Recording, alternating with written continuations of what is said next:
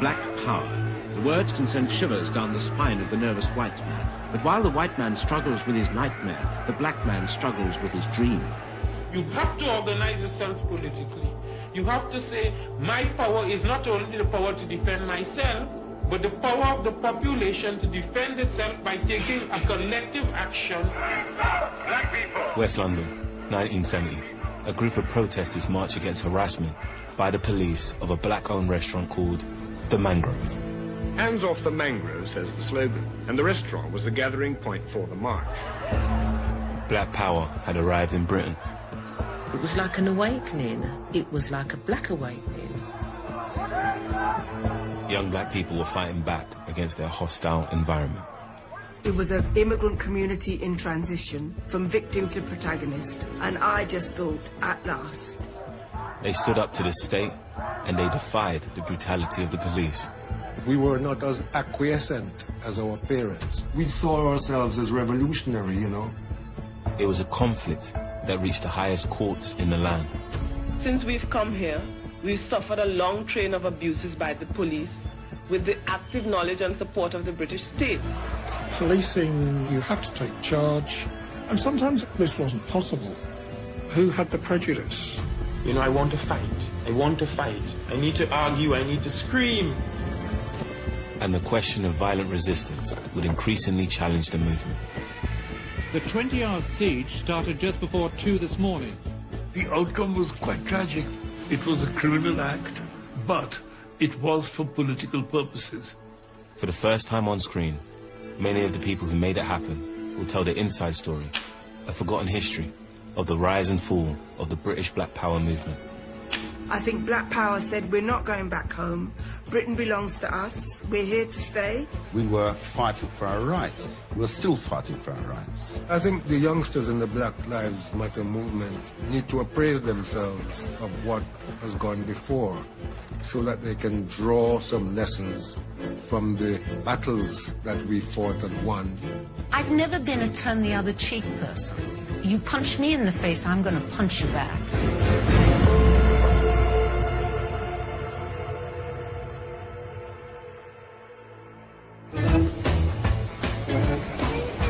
I want you to know that I love you, baby.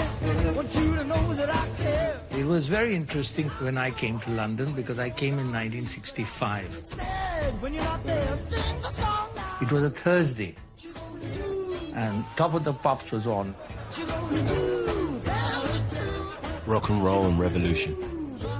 In Britain, the swinging 60s blew open a new era of possibility for young people. But not everyone felt included. There was an unofficial colour bar, which meant that black and Asian people were openly discriminated against. For black teenager Neil Kenlock, and many like him, it was the beginning of a struggle to feel part of Britain.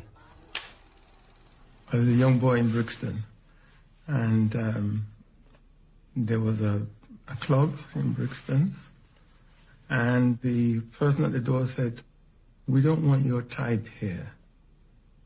Go home." I said, "I'm not going to leave. It's a typical black person. I'm not going to go." He said, "Look, if you don't go, we're going to call the police." Now, I didn't know how to cope with that. I didn't know what to do. You'd walk into pubs, and they'd ignore your presence. You'd stand at the bar for half an hour, and they wouldn't serve you. Other customers would come in, you know, white customers, and they would serve them straight away. And then you'd get stubborn, you know, you wouldn't turn away. "Excuse me, can I have 2 pints of beer? Excuse me," you were not there. For a young Winston True, newly arrived from Jamaica, the welcome he received was a complete shock. First day at school, I'm the only black boy in the school, and a white boy walks up and punches me in the face. So my first experience coming to this country was racism and violence. Every Sunday afternoon and Sunday evenings, you'd have Tarzan movies played on the TV. You'd see Tarzan as a white hero. You'd see Africans fearful running from lions. I feared going to school on the Monday mornings because white people would say to you, "I saw you on the TV last night. Was that your family I saw on the TV?" There were only 3 other black children in the school, and I could only say my life there was absolutely horrendous. We were ostracised in the playground. I remember kids putting up their hands and saying, Miss, why are all these people coming here? My dad says it's to take our jobs. My opinion is that they're taking all the jobs off the white people. Whereas my husband's saying that he can't get a job anywhere. They're a nuisance when you've got to walk past them in the streets, they won't move. They're a nuisance at work, they won't work.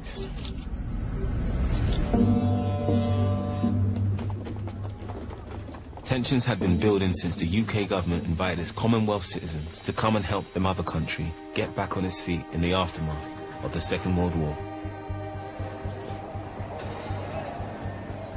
Working in Britain's transport system, its factories and the newly formed National Health Service, the migrants played a key role in rebuilding the nation. Feet out, please. But as Caribbean, African and Asian families began to settle and create communities in all the major cities, some in Britain came to resent their new neighbours. Now there's a lot of coloured people working in hospitals and we couldn't do without them. But they're filling the hospitals up for a staff to employ them, to look after them. I mean, the maternity, I'm having a baby at the moment. And Lovedale Street, absolutely full of pregnant Indian women, and they're there all the time. The new arrivals often had to put up with poor housing conditions, and they were facing increasingly hostile locals. In 1958, violence exploded in London's Notting Hill, when gangs of white youths, known as the Teddy Boys, encouraged by far-right groups, started attacking the local black community. An angry crowd of youths chases a Negro into a greengrocer's shop, while police reinforcements are called out to check the riot. After the riots, I always remembered one afternoon I got attacked by some Teddy Boys. I was about 14 at the time, and this white woman came, put her arms around me and took me away. And she told these Teddy Boys to go away. We've got sons as well. We've got sons as well. You can't do that to that little colored kid. Yeah, and I always remember that day. Within our tight-knit community, some of the white women used to take our sides. And this is why I just thought I'd start taking photographs, document some of these people while growing up. But this was the era that we had to go through fighting the Teddy Boys. And this is how Kelso Cochrane got killed, but the police didn't do anything. Kelso Cochrane, a carpenter from Antigua, was stabbed to death by a white gang one night near Notting Hill. The police denied that the killing was racially motivated, and nobody was prosecuted. For many black people, it appeared as if their lives did not matter. Even at school, children were not safe from institutional prejudice. The British educational system was pushing black children into special schools. Misdiagnosing Caribbean youngsters as education is subnormal. And the perception was that black boys especially had low IQ and were big and dangerous. It was just the lack of opportunity. I remember my teachers telling my mother, even though I was a very bright kid, that I should go and work in the local GEC factory, stripping electrical wires, because they decided I wasn't going to do my O-levels, and I wasn't going to do my A-levels, and I wasn't going to go to university. So, you know, the anger inside me was just... I can't describe it. Anxiety for the future was magnified when Zainab and her family watched the news and saw state-sponsored racism in action under the apartheid regime of South Africa, a former British colony. Southern Africa, we would discuss it virtually every day at home. You're growing up, you're a teenager, and you're faced with all these struggles around the world and looking at what we were facing here. They weren't killing us, but they might as well have been, because they were killing our lives. We had no future. My mother was East End working class. My father was Muslim, and they married. The marriage didn't last, and I lived a very kind of isolated existence, because in my family, which was a very large working class East London family, I was the only black person. My experience led me to read. Mr. James Baldwin is hardly in need of introduction. I read James Baldwin, I read any black literature going. But Baldwin was my kind of mainstay. James Baldwin was a radical activist and writer whose books exposed the impact of racism in America. comes as a great shock to discover that Gary Cooper killing off the Indians when you were rooting for Gary Cooper, that the Indians were you. It comes as a great shock to discover that the country has not in its whole system of reality evolved any place for you. So I wrote to Baldwin and probably poured my heart out, told him what I was experiencing and told him that his books had given me hope. Thank you. And James Baldwin sent me a telegram back telling me to keep the faith. I remember those words. Keep the faith, signed Jimmy. But keeping faith was increasingly hard. The 1964 general election showed that immigration and race were now a political time bomb. My initial job was in a factory, and I first became politicized in the mid-60s. I was in the British Midlands, where racism was a big feature amongst the people. We know that Smethwick faces the problem of immigration, for example. You and I know that here in this town, this is a problem. In fact, there was an MP, a man called Peter Griffiths, who stood on the slogan, "If you want a nigger for a neighbour, vote Labour." People that stuck up posters like "Keep Britain White," or "If you want a nigger neighbour, vote Labour." Well, I understand that the people who stuck up those posters have since made their statement themselves, that they did it entirely on their own and without any contact with me. But this is a community that wants to keep its identity. That's why I've refused to condemn people who have made extreme statements. I have said, if people feel so strongly that they are prepared to put things in these words, we should find out what is it that makes them feel so strongly, and we should remove the causes. I'd like to quote to you a slogan, "If you want a nigger neighbour, vote Labour." I think that's an utterly squalid and degrading thing for any Englishman or any member of the Commonwealth to say. It was said, in fact, I understand, by the Conservative candidate in the Smethwick division. That is what the report says. Yes, where they are, I think, degrading politics to about the lowest level I've known in my lifetime. Griffiths, Peter, 16,000... 16,690. 7% swing to the Conservatives in Smethwick. And that's the context in which my own politics emerged. Conservative Peter Griffiths won an overwhelming victory, showing the electoral power of racism in politics. The government has agreed to make big changes in the Race Relations Bill. Shortly afterwards, the Labour government introduced the Race Relations Act, which sought to remove the colour bar and made the promotion of racial hatred illegal. It was the first attempt to address the discrimination that was happening in public places in the UK. But the Race Relations Act did not prevent discrimination in housing, education, or at the hands of the police. Yes, we're ready now, please. Them white lads all beat her across the street bloody colours. That's right. When I joined the Met Police, I was posted to Harlesden. It was a working class area, really, and a lot of incoming West Indians. When I got there was definitely prejudice, because I remember on my first day, when I was picked up and the police constable was taking us to report, took us to Harlesden, and as we crossed the North Circular from Wembley into Harlesden, he said, "You can tell you're in your Harlesden, there's your first spade." We do ask a great deal of our policemen. Thank you. The man empowered to deprive us of our liberty. But in the police force, half of them never managed to pass a single O-level at school. The police and them wasn't bright, you know. Police was like Teddy Boys, National Front, who joined the force, and they had a license now to beat up black people. The report criticises particularly the junior ranks of the Metropolitan Police, the constables or sergeants who, and I quote, go out nigger hunting, determined without instructions from their superiors to bring in a coloured person at all costs.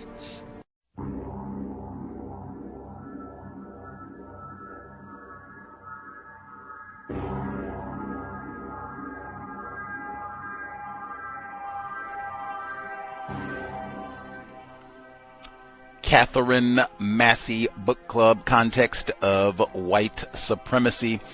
The Worthless Negro from Virginia, in for another broadcast, hopefully to share constructive information on the global system of white supremacy. Today's date, Friday the 13th, March 2026. So I have been told this is our fourth installment on the late Dr. Colin Anthony Beckles Pan-African Sites of Resistance, Black Bookstores, and the Struggle to Represent Black Identity.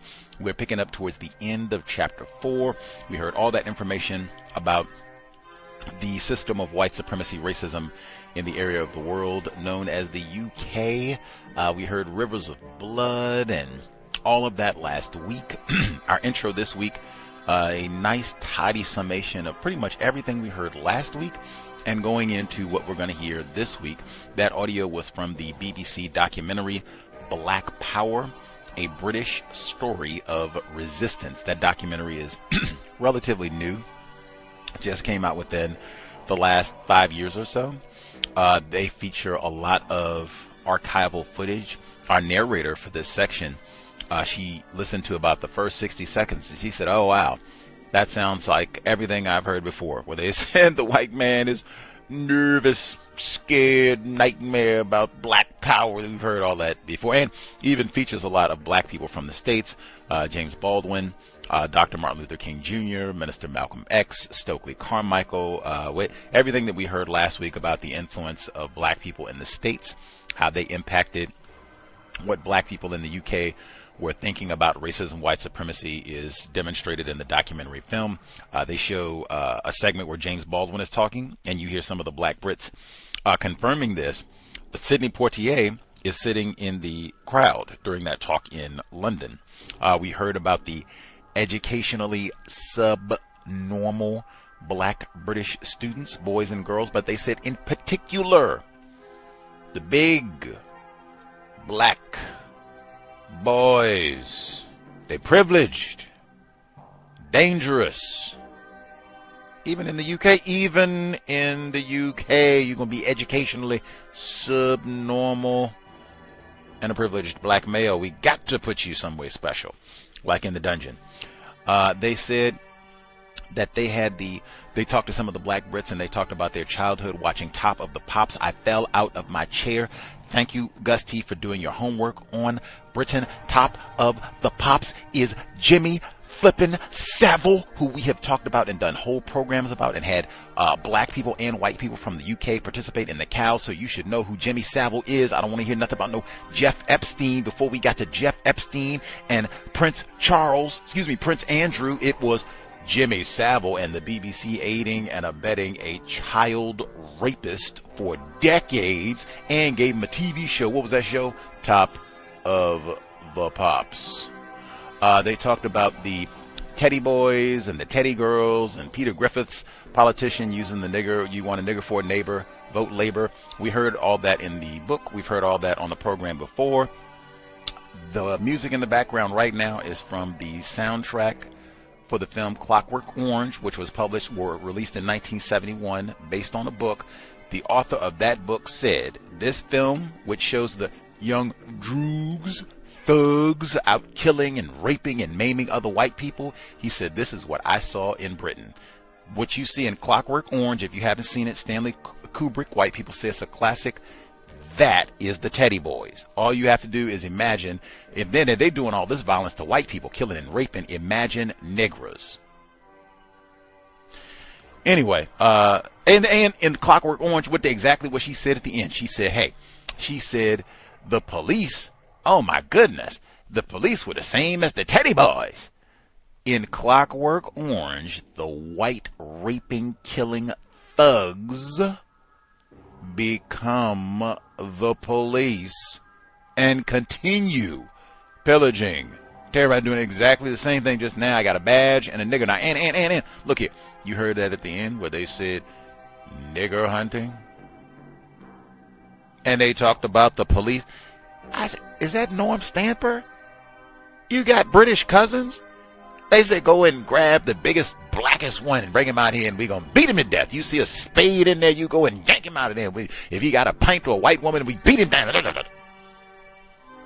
Heard all that. And just Norm Stamper, he didn't say, we go nigger hunting. He said, you get your, don't forget your nigger knocker.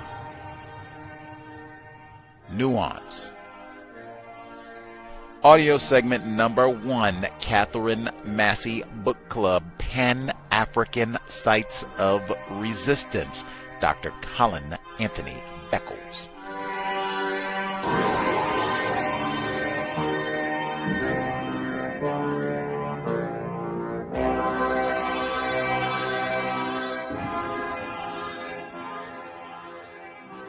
Chapter 4, Conclusions. This chapter attempted to demonstrate the relationship between England's Black Power movements and the development of black bookshops. 3 general conclusions can be drawn. From Section 1, we can first conclude that white racist attacks and the influence of the U.S. Black Power movement prompted the formation of many anti-racist organizations and anti-racist national alliances across England during the 1950s and 1960s.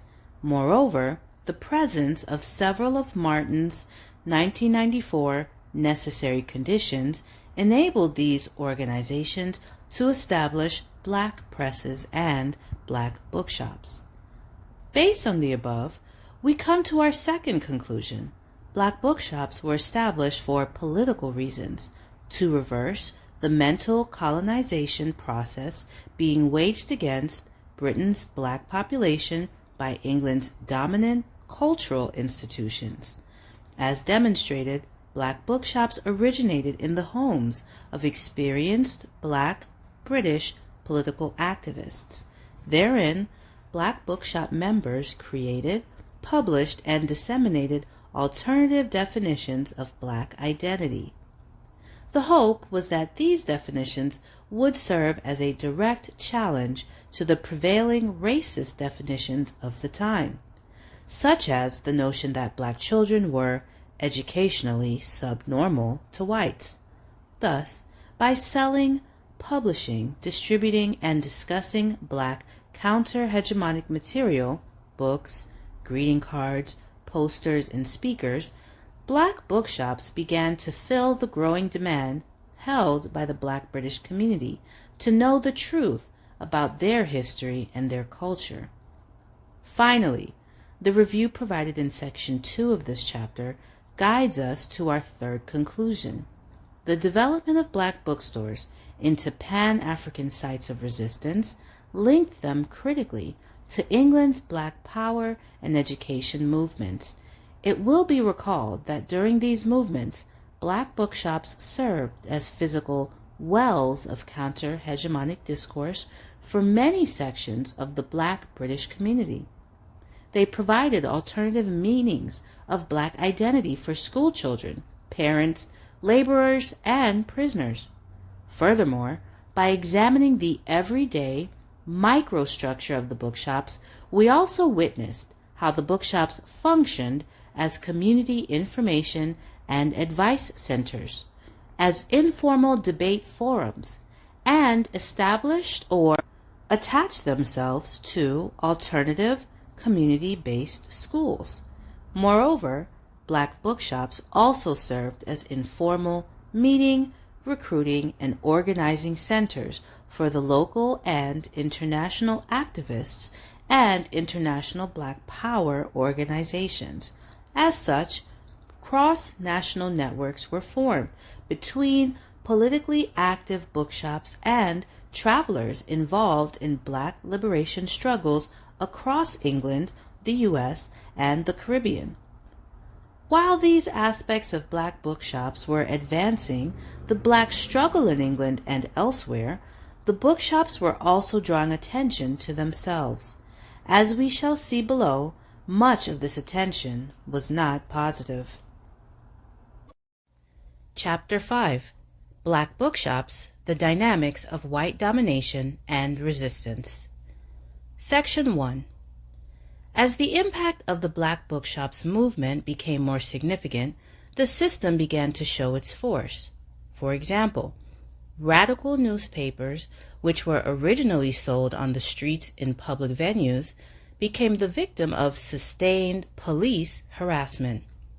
Moreover, the organizations behind the newspapers, such as Grassroots, were undergoing ideological crises, possibly as a result of divide-and-conquer tactics of mainstream forces.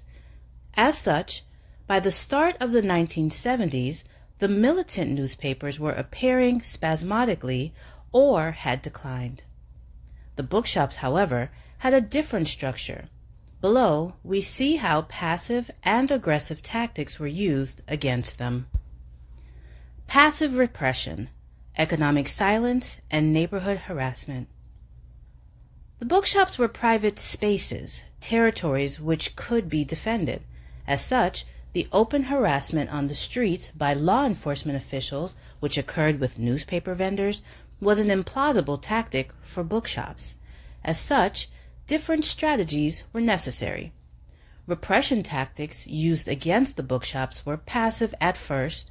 For example, Huntley reports that the white mainstream bookstores attempted to marginalize them economically by refusing to carry the books they published. These silencing practices were an attempt to keep radical books and cards invisible, so that in terms of the bookshops out there taking our stock, they never did. I mean, we had brought out a book by Bernard Cord called How the West Indian Child is Made Educationally Subnormal in the British School System, and we had mobilized the community up and down the country, specifically in terms of the publishing.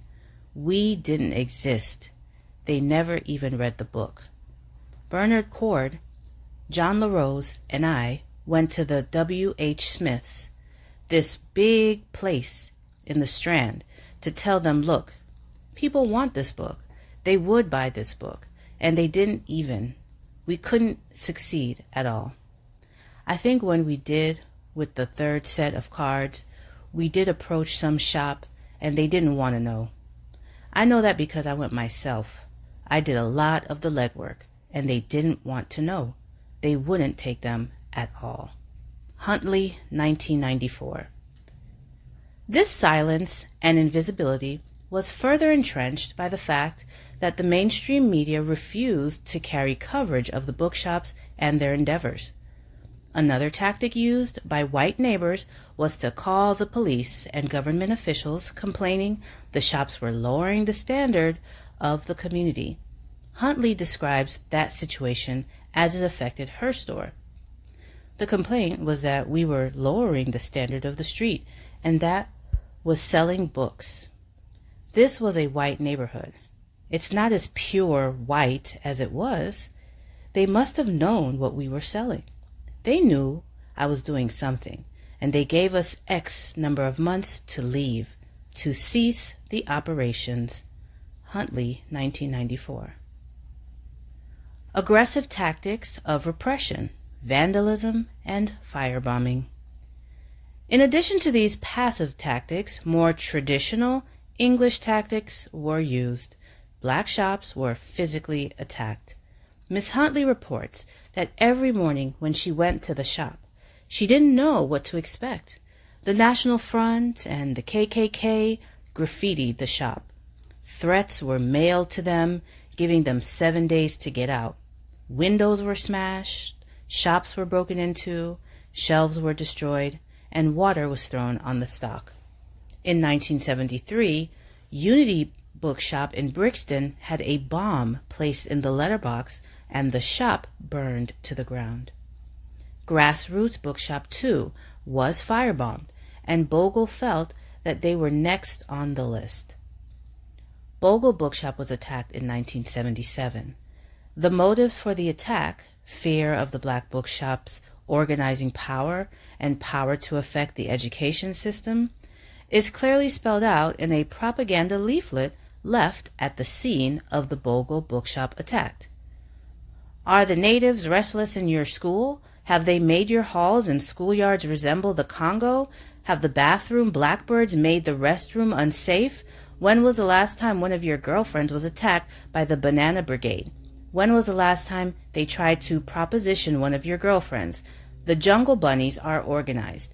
As a result, they can exert pressure on the chicken school administrators and get whatever they want. The time has come for action, not words, for action. Contact the National Party. Howe, 1977. As reported in the Militant Institution, the Race Today collective, with the growth of racist and fascist organizations, the National Front, KKK, etc., there has been an escalation of fascist terror. At least 22 attacks on bookshops across London were known in 1977 alone. Below is a list of the attacks on black and left-wing bookshops occurring in London and the surrounding areas. The list was taken from documents published in Race Today magazine. Attacks on bookshops in London. Bogle Le Voiture, February 1977. Racist signs, KKK, niggers out, white power, Enoch was smeared on windows and doors, literature of National Party and phone numbers left behind, paint smeared on door, windows, and fascia board. July 1977. National Front stickers pasted on shop windows and door, racist literature again left behind. Negroes have a low IQ, a small brain. Negroes have never created a single civilization. Threatening phone call received. Move out or we will get you tonight, you black bastard. October 1977. Yellow paint again splashed over fascia board and 2 front show windows. December 1977. White paint splashed on doors and windows. Newspaper called The Crusader. Voice of the white majority was left behind.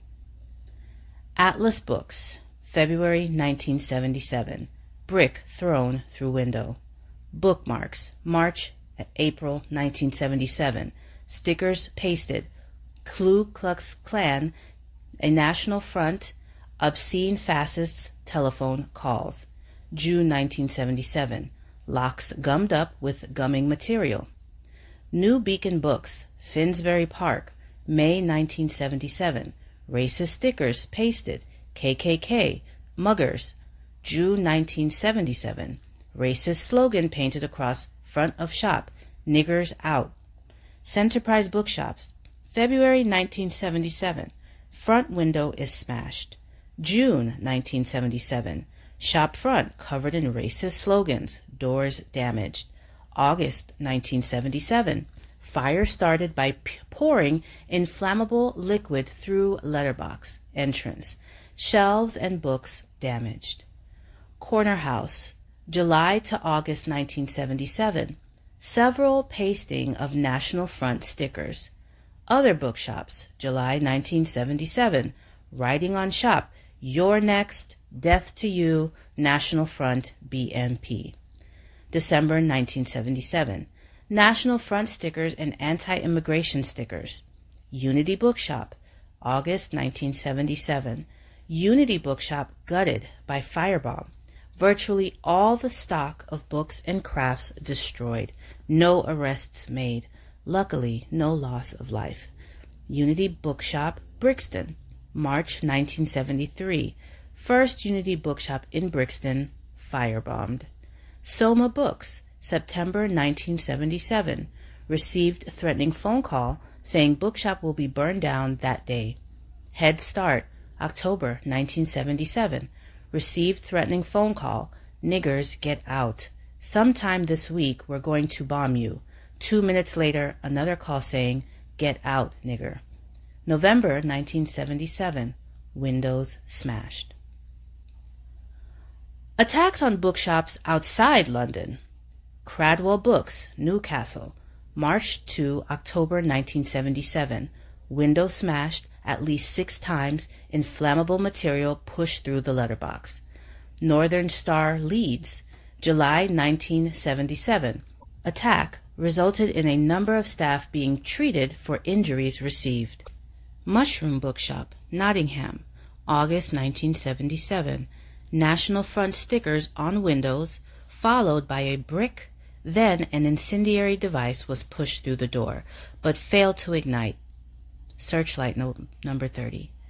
Source, Race Today, 1977.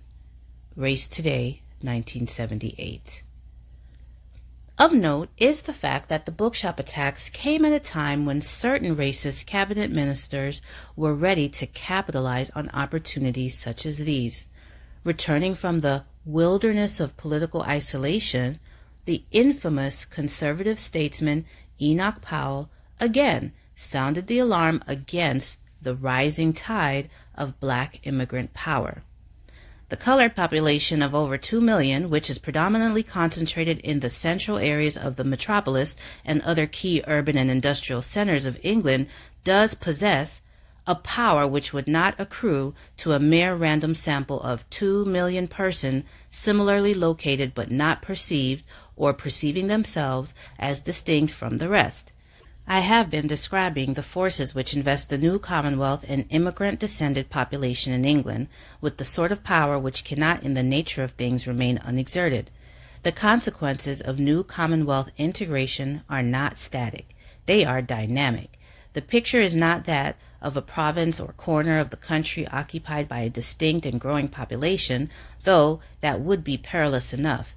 It is the occupation, more and more intense, of key areas, and it may be added of key functions, in the heartland of the kingdom. Enoch Powell in Race Today, 1977. What Enoch Powell was doing was describing once again as an enemy, describes the strength of a section of the working class which has proved its ability and intention to turn this potential into visible and viable political action. Moreover, Powell's rhetoric were directed to his always ready and well-educated power base, the exploitable cultural consciousness of sections of the white working class. Fortunately, these attacks on the bookshops were not totally successful. In the final part below, we examine how black bookshops were able to resist destruction. Section 2.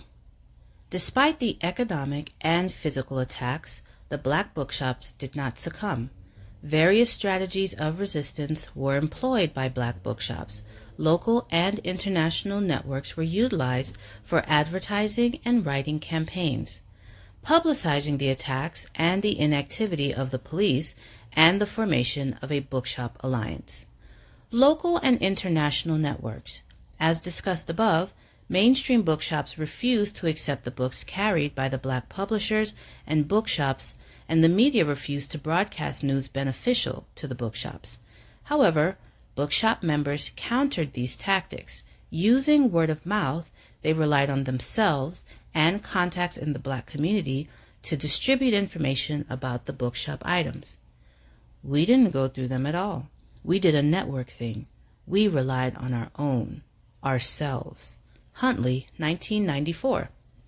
Additionally, bookshops such as Bogle refused to succumb to the racist harassment of their neighbors and the local city council to shut down their shops. Instead, they used their international connections to launch a writing protest and to raise funds to save their institution. Because we had international connections, it wasn't long before people from the diaspora sent telegrams to the council. People that we know in the States, Caribbean, Africa, they all sent letters of protest against what was happening, the harassment. Huntley, 1994. The small legal battle of running a black bookshop business from their home in the white neighborhood was lost. However, the larger war, keeping the bookshop and press operational, was won. The Huntleys simply relocated the shop into a vacant store which was within walking distance of house, documenting and publicizing the attacks and police compliance. In terms of the physically aggressive attacks, these were no more successful than the passive ones. The first steps taken were to make the attacks public. Huntley reports that letters were sent to the police commissioners demanding investigations into the events. These letters, however, were met with silence. Via comparison with other bookshop experiences with the police, it was obvious that the police forces would do nothing to stop the attacks on bookshops. What is astounding is the inaction of the police and their failure, together with the other security forces of the state, Central Intelligence Division, CHID Special Branch, M15, M16, SIS, SAS, etc., in arresting the fascist terrorists. Howe, 1977. However, quoted statements made by John Tyndall, chairman of the National Front in 1977, in a major London newspaper, make the silence and inactivity of the police very understandable. Our opponents in the establishment would be quite frightened if they knew how much sympathy we have in the police, up to the rank of inspector. The Observer, 9/11/77. Howe, 1977. Huntley reports that documentation and publicity of the attempts by bookshop owners to engage police officials was a strategy used by the bookshop owners. The highlighting of the bookshop attacks in the 1977 edition of the journal Race Today is an example of such a strategy. Moreover, utilizing the documentation found in this edition, we can plainly see a glaring pattern of what was and could only be termed as police complicity with the attacks. The sequence of events occurring at Bogle Bookstore speaks for itself and is a prime example. Sunday, February 20, 1:30 p.m. Eric Huntley, proprietor of Bogle Liverture Bookshops, arrives at the bookshop. He discovers obscene racist slogans smeared in paint over the front glass windows. KKK, niggers out, white power, Enoch. Racists have left behind a tin of paint and a National Party propaganda leaflet. Jessica Huntley arrives in response to a call from Eric. Other friends come. 2 uniformed police officers arrive 15 minutes after a telephone call to Ealing Police Station. Substance of their inquiries is as follows. Has this sort of thing occurred before? Does anybody live above the shop? Can we buy books at this shop? We are not against middle-aged black people like yourselves, but those young thugs outside. Do they, Jessica and Eric, know that the Ealing CRC window was smashed? Also, the window of the Atlas bookshop and a Chinese takeaway restaurant. They leave saying the CHID will visit on Monday because they, the CHID, don't work on Sundays. Howe, 1977. Monday morning, February 21st. No appearance from CHID officers. Jessica and friends prepare a press statement to publicize the attack. 3 p.m. Still no CHID. Jessica phones Ealing Police Station, informs duty officer she is still waiting for CHID. Duty officer tells her Monday is a very busy day for CHID, that the matter has been reported to Scotland Yard, and not to worry, the CHID will be coming to take fingerprint. Tuesday, February 22nd. Still no appearance from CHID. Wednesday, February 23rd. No sign of CHID. Instead, Jessica gets a telephone call from the Ealing Police Station. The officer wants an estimate of the damage done to the bookshop. He repeats again the matter has been reported to Scotland Yard. He reassures her that CHID will be coming to take samples from the tin of paint. Thursday, February 24. No CHID. Friday, February 25th. No CHID. Saturday, February 26th. No CHID. Friday, April 1st. Some 50 people, parents, youths, teachers, social workers, lawyers, and representatives of black political organizations met at St. James Parish Church Hall, Ealing. They came together to decide what actions to take in the face of the failure of the police to act. The following resolutions was passed overwhelmingly. Those of us attending this meeting and the undermentioned signatories entrust the Bogle Liverture management and Ealing concerned parents and youth to form a delegation. We entrust the delegation to register to the Home Secretary the fact that the police have failed and neglected to carry out a proper investigation. That Superintendent Hurd had said that nothing could be done unless the police catch the person in or near the act. We entrust the delegation to register to the Commissioner of Police the failure and neglect of the Police Ealing Division to carry out an investigation and the response of Superintendent Hurd. We entrust the delegation to register with the Home Secretary and the Commissioner of Police that this resolution has the total and unequivocal support of the black community and sections of the white community who are outraged by the attack on the bookshop and the failure of the police generally to take action on matters of this kind. We entrust the delegation to suspend all further meetings with the local police until it has met with the Home Secretary and the Commissioner of the Police. We entrust the delegation to organize a recall meeting of those here present tonight to report on the result of its meeting with the Home Secretary and the Commissioner of Police and to decide the next steps to be taken. Race Today, 1977. The Bookshop Alliance. Indeed, as the attacks increased and the belief that the police were in compliance also grew, the bookshop forces strengthened and began to consolidate their power bases. Within months of the bombings, bookshops were rebuilt by the black bookshop community. Moreover, there was now a turn from the informal bookshop network to a formal bookshop alliance. According to Jessica Huntley, Race Today, Bogle and New Beacon had previously been working together in a political alliance. Indeed, booksellers and publishers began to come together to document the history of events in order to hold accountable those responsible, signal a call for action. However, in September of 1977, after repeated attempts to meet with police officials in reference to the bookshop attacks, 7 bookshops came together and signed a letter demanding a forum with the police. No response came from the police.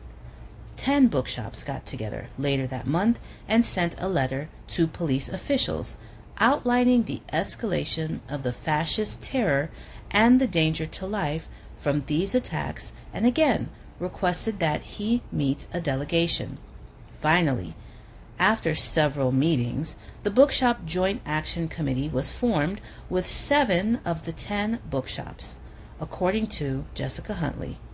When we started the Bookshop Joint Action, it included Head Start, Soma, Centerprise, New Beacon, Bogle, Race Today. Huntley, 1994. Its purpose was to continue fighting the dangers of fascist terror to the existence of our shops and cultural centers. Moreover, this aggressive alliance functioned to provide monetary support, inform the public about the police complicity vis-a-vis the attacks, and to search out and to deal with those performing the attack. The following excerpts are from the Bookshop Joint Action Press Conference on October 17, 1977. They were presented in the dusty, soot-laden, burnt-out ruins of the Unity Bookshop in Harrow Road, and focused on the apathy of the police. La Rose. What we find peculiar is that in all these attacks from 1973 to 1977, not a single person has been charged in connection with these incidents. 1973 saw the bombing of the first Unity Bookshop. The police continue to ask the victims inane questions, whether they have enemies, if they have shortchanged anyone, when it is clear that the vandalism is the work of racists and fascists. In a letter sent to the Home Secretary on September 19, 10 bookshops asked why, with surveillance apparatus at the disposal of the CHID, M15, M16, and so on, it was impossible to apprehend the terrorists. The bookshops pointed out that the continuing failure of the police and the Home Office to deal with these acts of terrorism raises the very serious question of complicity between the police and the Nazi fascist forces in this country. Leroy's pointed out that the attacks described at the press conference represent only the tip of the iceberg. The conference ended on a word of warning. Britain should not forget that when the Nazis were striving for power in Germany, they too destroyed libraries and bookshops and burnt books. Writers, publishers, and journalists also came under attack. Today, black and community bookshops are in the front line of the fascists and racist attacks by the National Front, National Party, and the KKK. But the black bookshops calling the conference warned the fascists, the police, and the Home Secretary, we won't be terrorized out of existence. Howe, 1977. In addition to their meetings and press conferences, the BGA advertised their plight and resistance struggle by publicizing a continuous documentary of their struggle in the Race Today journal. With this vehicle, they reached out to activists across London, as well as raising an international call to action. The following excerpt is an example taken from the 1978 edition of Race and Class. After the latest act of vandalism on Bogle Leovature's bookshop on December 27-28, 1977, and in view of the continuing fascist attacks on bookshops, the Bookshop Joint Action have decided to picket outside the Home Office, Queen Anne's Gate, London, SW1, on January 17 from 12:30 p.m. to 2 p.m., at which another letter will be handed in. We invite you, as concerned bookshops, writers, journalists, artists, librarians, publishers, teachers, and students and organizations, to give us your support and join us at this picket. We call on all individuals and organizations who share a common revulsion at the growing strength of the fascist forces in this country to raise this matter within your organization, write to the Home Secretary expressing anger and concern about these fascist attacks made on bookshops and his total indifference. Please send copies of letters or telegrams to the Home Secretary to Bookshop Joint Action. No one concerned can afford to be complacent in this matter. No one can afford not to be involved. Issued by Bookshop Joint Action, 5A, Shignell Place, Ealing, London. W13, telephone 01-579-4920. Howe, 1978. Chapter 5, Conclusions. This chapter was designed to present the dynamics of domination and resistance in which black bookshops were engaged during England's black social movement of the 1960s and 1970s. Based on the first section of this chapter, the following conclusions seem prominent. First, we can conclude that as black bookshops transformed into Pan-African sites of resistance for the black British community, they became targeted for elimination by England's forces of repression. As such, the following occurred. Black bookshops were economically isolated from mainstream bookselling and media institutions. They were forcibly relocated by local councilmen. They were threatened verbally and by mail, vandalized and firebombed. Finally, conservative political statesmen supported the attacks in their public addresses. The discussion presented in the second section of this chapter suggests that as the attempts at political repression occurred, this seemed only to give impetus to the black bookshop movement. Indeed, we can conclude that bookshops resisted the forces of repression, surviving the attacks by relying on their local and international power bases. The following strategies or resistance were utilized. A. Local networks were used to spread information about the shop, and international letter-writing campaigns were organized to keep the shop running. B. Media campaigns were waged in order to document and publicize the attacks and police compliance. And C. The swift reconstruction of attacked bookshops and the formation of formal political alliances between the bookshops. Section 2 Summary. The Case of England. In this section, I attempted to briefly highlight the historical legacy of black-white race relations in England. I specifically attempted to demonstrate historic struggle over the meaning of racial identity, sketched the contours for the subsequent black bookshop movement. The two primary and correlated themes of white discursive domination and black resistance provided the main dynamic.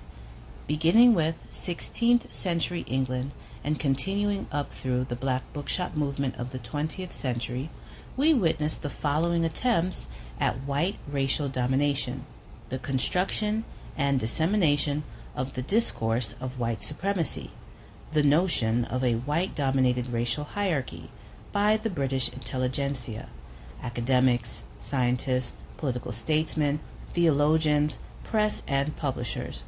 Riots waged against black British by English whites well-schooled in the philosophy of white supremacy, the continual seesaw-like efforts to attract and expel black labor from England, and the myriad of efforts to eliminate black sites of resistance used by reactionary British organizations, local and imperial statesmen, and police officials.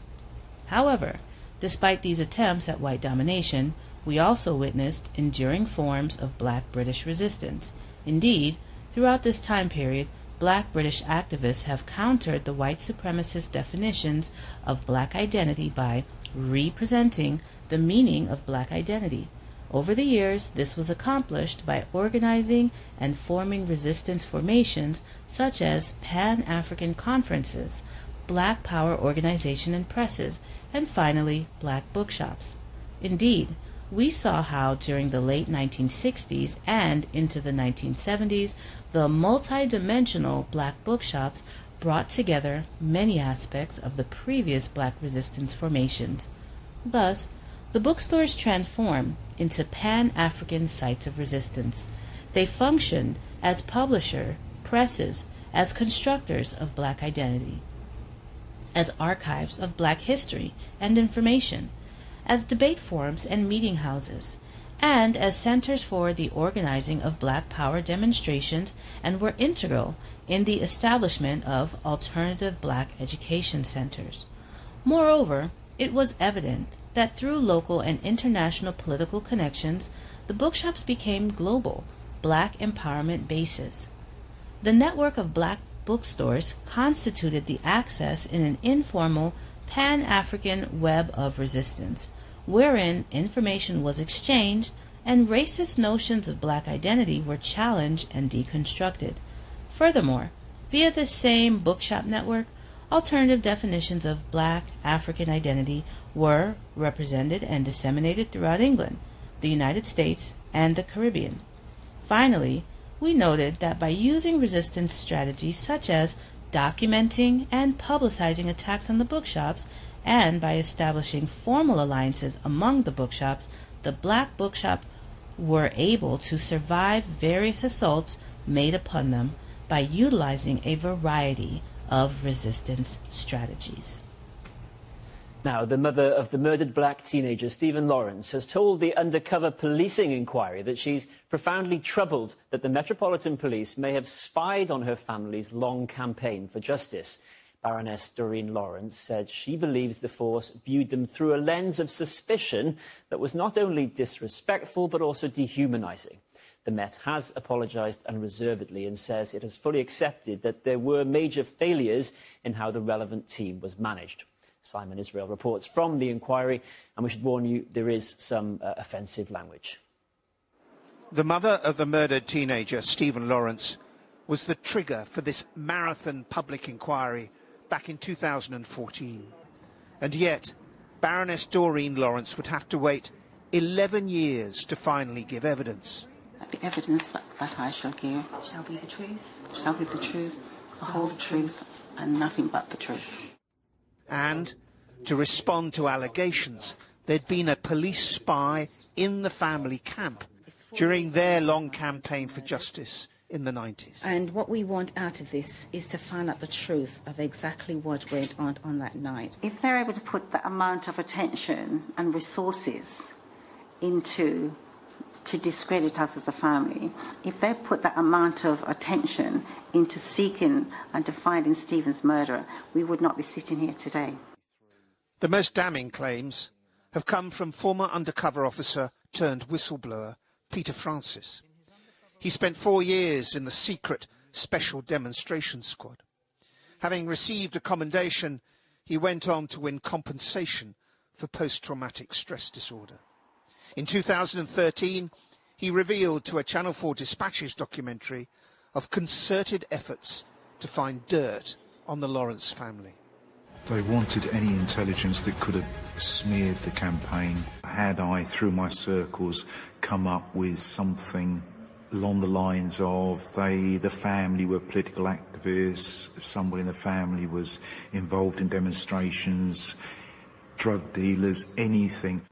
In his statement to the inquiry, Peter Francis says of some of those running his unit, including his direct senior officer, I witnessed much more overt racism from certain members of management. HN 86 would refer to the Black Justice campaigns using the term monkeys. At the inquiry today, Baroness Lawrence received an unequivocal apology from a senior Metropolitan Police officer. I think it's taken them, 20-odd years to admit that this has happened. So if it wasn't for, I think it was probably about 2004, that Peter Francis met up and told us what was happening. Otherwise, we will have no idea. So I presume that is what the apology is for today. But like all apologies, where does it get me? It doesn't get me to the end of where I need to get to. How high up do you think this went? This undercover secrecy behind what you would and your family were trying to do? I think it went very high, because I don't think any officer would take it upon themselves to say, we are going to spy on the Lawrence family. I don't think a junior officer, that's the first thing. They have to be instructed, like most things, like most people. You're instructed to carry out certain things, and they were instructed to do that.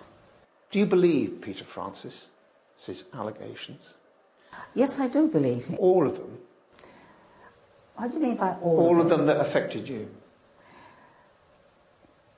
I think what I believe is that whatever conscience that Peter Francis had to speak up about what he was doing, I don't think the others would have come forward and said anything. I believe that they would. And now that they've been put under the spotlight to speak out, I think they're finding, and it's used as collateral damage. Yeah. I find it quite insulting. On the day the 5 suspected racist killers gave evidence to the Stephen Lawrence inquiry, the spy cop in question, cover-named David Hagan, admitted he was among the crowds. He'd infiltrated the left-wing activist group Movement for Justice, and in that role had reported back on the Lawrences' separation and divorce. The inquiry has raised the prospect of conscious or subconscious racism shaping SDS covert operations in at least 7 other racial justice campaigns. They include the police restraint death of Roger Sylvester, the drowning of Ricky Reel, the murder of Michael Menson, where police wrongly treated the case as suicide, and the unlawful police shooting of an innocent mother, Cherry Grosh, in her home, witnessed by her son Lee, aged 10 at the time. The mere fact that I was the son is the reason why they then were spying upon me, which again is adding insult to injury, because here I am at a very vulnerable time going through this case, and I'm being spied upon and I don't know. And I'm only being spied upon because I'm the son of the woman who was shot, wrongfully shot by police back in 1985, which sparked the uprising. The inquiry will hear from Peter Francis in December. His credibility will be seriously tested. He's been labelled a fantasist, both by those he spied on and those he spied for. Bullock's Katherine Massey Book Club, Context of White Supremacy. We will pick up the second portion of Chapter 5 in Pan-African Sites of Resistance. Dr. Colin, Anthony Beckles, we should be mindful. It's reported Dr. Beckles, he committed suicide. Black mental health. Victims of white supremacy, we do not qualify. And I do think I could be totally wrong. I've not investigated. I haven't, done field research to go out to Western Washington lately and ask specifically about Dr. Beckles. But Eastern Washington, where Dr. Beckles was, Washington State, they have a substantially lower population of black people. I think Dr. Beckles doing his research down at UCLA, I think him coming up here to Washington State, and especially Eastern Washington, being out there, very few black people, and doing this research, and then probably not supported by the litany of white people that he was around, and or them directly being hostile to him about him doing this sort of research. And this is right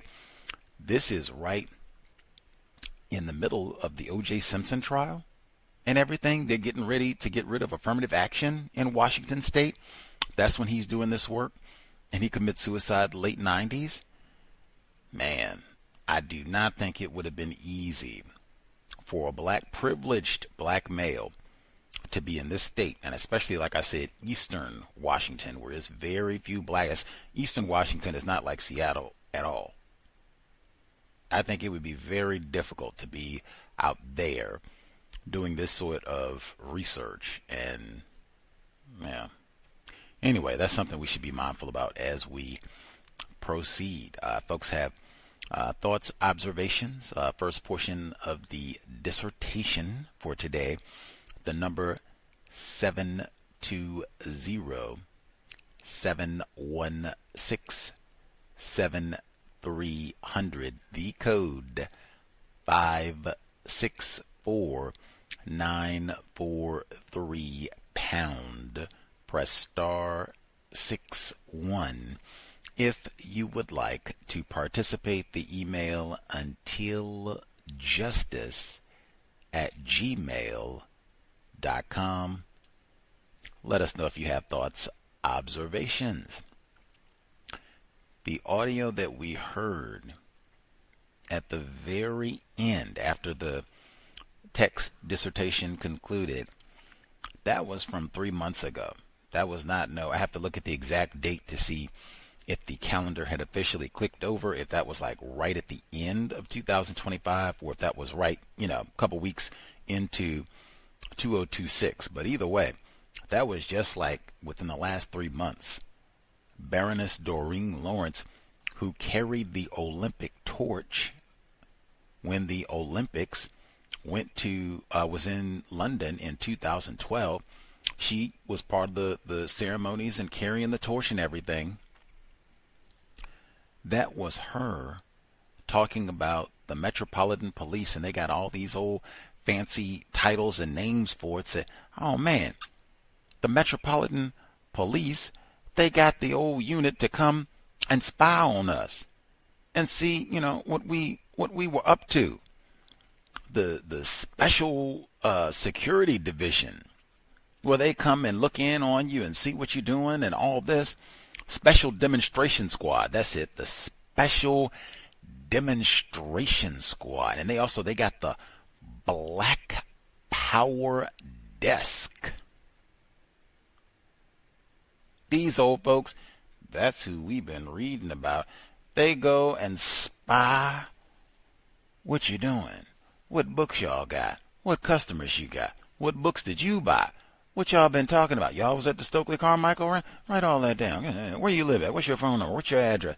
All that which we had heard, Black-Owned, Char Adams, we had heard all that over here. But that's the name of their specific squad to do all their snooping and such over there, Black Power Desk, and then the Special Demonstration Squad. This same group, enforcement officers, very similar to COINTELPRO type operation here, decades after they get rolling, spying on and disrupting black bookstores, other black people trying to work against racism, we get to 1993, the racist killing of Stephen Lawrence by these racist white droogs, thugs out in the middle of London, don't have nothing to do. Oh, privileged black male, one of them educationally subnormal. Let's go kill him. And that's what he did. Knifed him to death in the middle of the street. He bled to death and died in the gutter, literally. 1993. This happened a year after the so-called Rodney King riots. 1 year before the O.J. Simpson arrest. And 1 year before Dr. Colin Anthony Beckles begins the study that we're reading, goes from 94 to 95. They kill Stephen Lawrence. No one gets convicted, held accountable for all of this for decades. They don't have convictions for this case until way into the 2000s. A good decade plus into the 2000s before we get convictions. I just told you, 1993. So the Lawrence family, Doreen Lawrence at the time, her husband Neville, what are we going to do? And they killed our child. And, oh my God. And no one's been arrested. And what race? I told you they end up protesting and get Nelson Mandela involved. But the very same racist police units that were spying on black bookstore owners, black book buyers, black people who were attempting to counter racism in Britain in the 1960s, 70s time period that we've been reading about, the very same police divisions, they spied on Doreen Lawrence. And I'm emphasizing that's not no way back in the archives footage that you just heard. That audio was from like 3 months ago. Literally, it might be stamped 2026. That is soon when they said all this time, Pat, you heard them say like, man, we brought this up in 2014. That's when I heard about it. Doreen Lawrence has been a guest on the Cows repeatedly, so I do try to kind of keep up with things as events unfold with the case. She spoke with us right in the middle when they were about to convict at least some of the people involved with her child's racist murder. Didn't even convict all of them. Same police that was spying on black bookstores, black people in general, they spied on Stephen Lawrence's family and willfully refused to prosecute, arrest the white killers, even though it was known who did this. Some of these white people, you know, hey, what you do, what it mean to be white, bragged about killing an educationally subnormal, privileged black male. Bragged about it.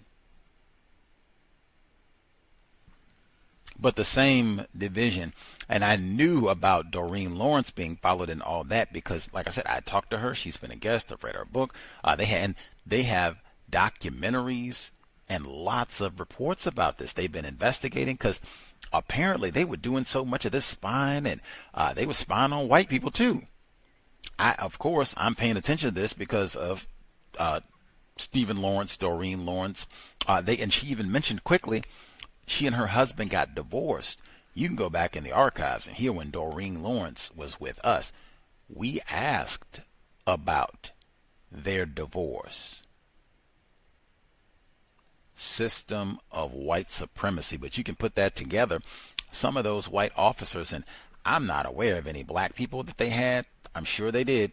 But the people that I've, heard them talking about thus far in the Black Power desk and all the rest of it have been white, although white people in the States did recruit a lot of victims classified as black and otherwise non-white to go out and spy on black people. So they easily could have done the same thing in the UK. That said, some of these white people infiltrated, spied on, and then ended up fathering children with the people that they were spying on. Now, I haven't heard of that happening in the Stephen Lawrence case. Like I said, his mom, she was already married and had children, so I don't know if that happened there, or I don't think that happened there. I haven't heard any evidence to that, but man, there are a number of other cases where that did happen. Talk about deep cover. What is going on? Anyway, but that was for me to connect the dots kind of in a reverse fashion. I knew about the Doreen Lawrence spying situation and other black people who were involved. Same thing, black people working against the racism. I told this got to Nelson Mandela, so white people, they were really, in fact, because of the time period, I said last week, Dr. Colin Anthony Beckles, he would have had to have heard about Stephen Lawrence. That was a big case all over the world. If he was at black bookstores where they were organizing protests or talking about this case and trying to keep attention on Stephen Lawrence, he might have been spied on too. Like he might have a file over there where they were watching him like, what? Negro came to do what? Study what?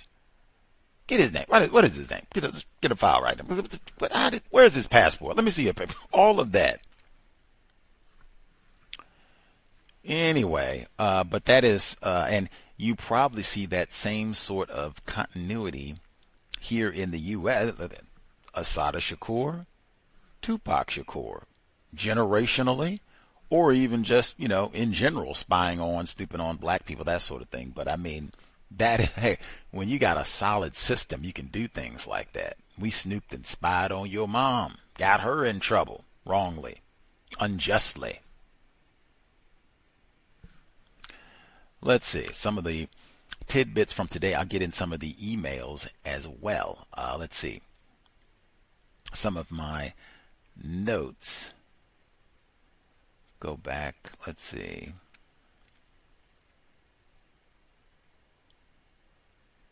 Okay. So we started off with the conclusion to chapter 4, where he kind of goes over most of what we talked about last week and even a lot of the details that we heard in the audio clip to begin this week, the BBC documentary, educationally subnormal, all of that. Let's see.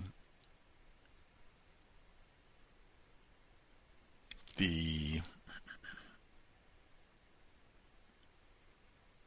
bookshops getting all of this attention, all eyes on you. I say that for workplace racism all the time.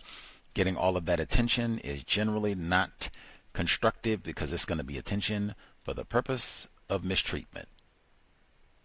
And this work is so explicit at times. I think that also may have contributed to some of the mental health issues, if that's what it was with Dr. Beckles. It's been my experience, people classified as white, they do not want to see non-white people speaking accurately, directly about the system of white supremacy racism. He's not saying white privilege and unconscious bias, as white fragility. He's not saying in chapter 5, black bookshops, the dynamics of white domination and resistance. I mean, that's direct, right to it, no pussyfooting, and it's a global project. I've said that for many, many years. When non-white people start being like Mr. Fuller, accurate and discussing white supremacy racism as a global system. This is not America is racist and all of that. When it's, hey, white people coordinate their efforts around the world to maintain white power, you get a lot more attention from white people. It's like they know, like, oh, one of our niggers is kind of stumbling in the correct direction about all this. We better do something about this. We might have to knock him upside the skull or do something, kill him, put him in jail, all of the above. But, oh yeah, you're supposed to be just saying that racism is a problem in, South Africa. Racism is a problem in Mississippi. You're not supposed to be saying that this is a problem that dominates the known universe. Whoa, whoa, whoa. Too broad. You're supposed to have niggerish thinking. Real tiny window. Let's see. The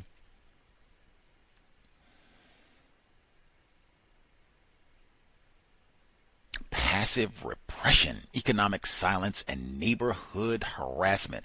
This whole section, one, I'd say again, that's pretty direct, right? Even though it doesn't have white supremacy in there or racism in there. But man, I've heard so much of this, and not even just with black bookstores, with black businesses, period. Like it could be, a waffle shack. And I've heard the same type of thing where white people fabricate reasons to call enforcement officials.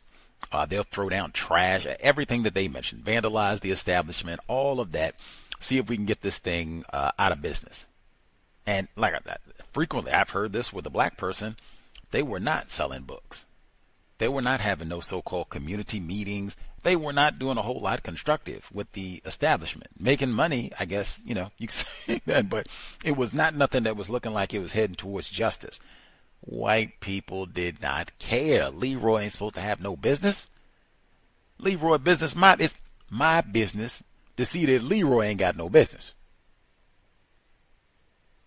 I've seen that abundant, especially Leroy say my business is counter-racism. Like, oh my God, we need to kill Leroy today.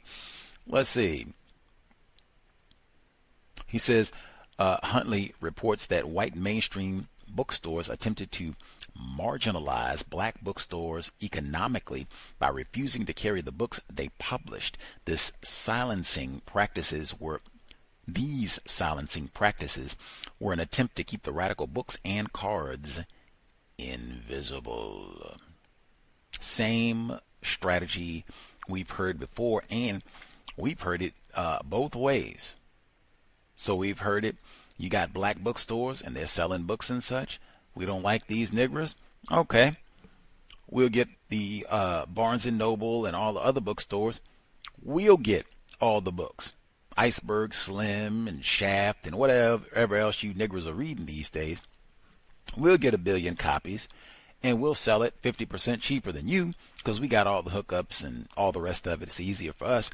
So we've heard it done that way.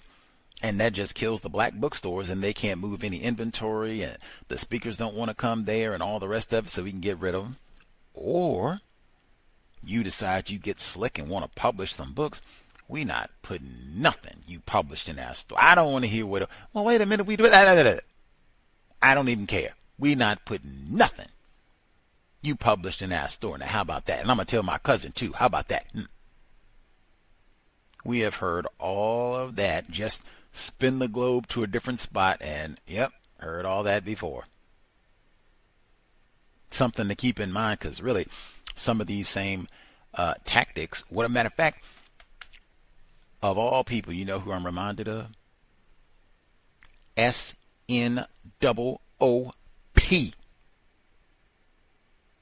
He got the cereal. Said, I'm branch out. I'm going to diversify my portfolio. That's what you do, financially speaking. He said, you know what? I'm going to get me a breakfast cereal. Put that out on the market. They love Snoop. Have us our little breakfast Snoop Wheaties type thing. I don't know what it's called, but that's some sort of cereal. And they thought they were going to put it in the store. Who's in charge of the store? We ain't going to have no Snoop there. We might put some doggy dog and you bees and hoes and oh yeah, we got all that. But breakfast cereal? Oh no, we not. No, we not doing that. He had to go to court. So I've seen that before too.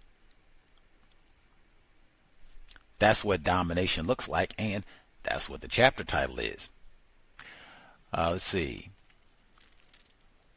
Oh, I saw this book. I was tripping a little bit where he says, we had brought out a book by Bernard Cord called How the West Indian Child is Made Educationally Subnormal in the British School System, and we had mobilized community up and down the country, specifically in terms of the publishing.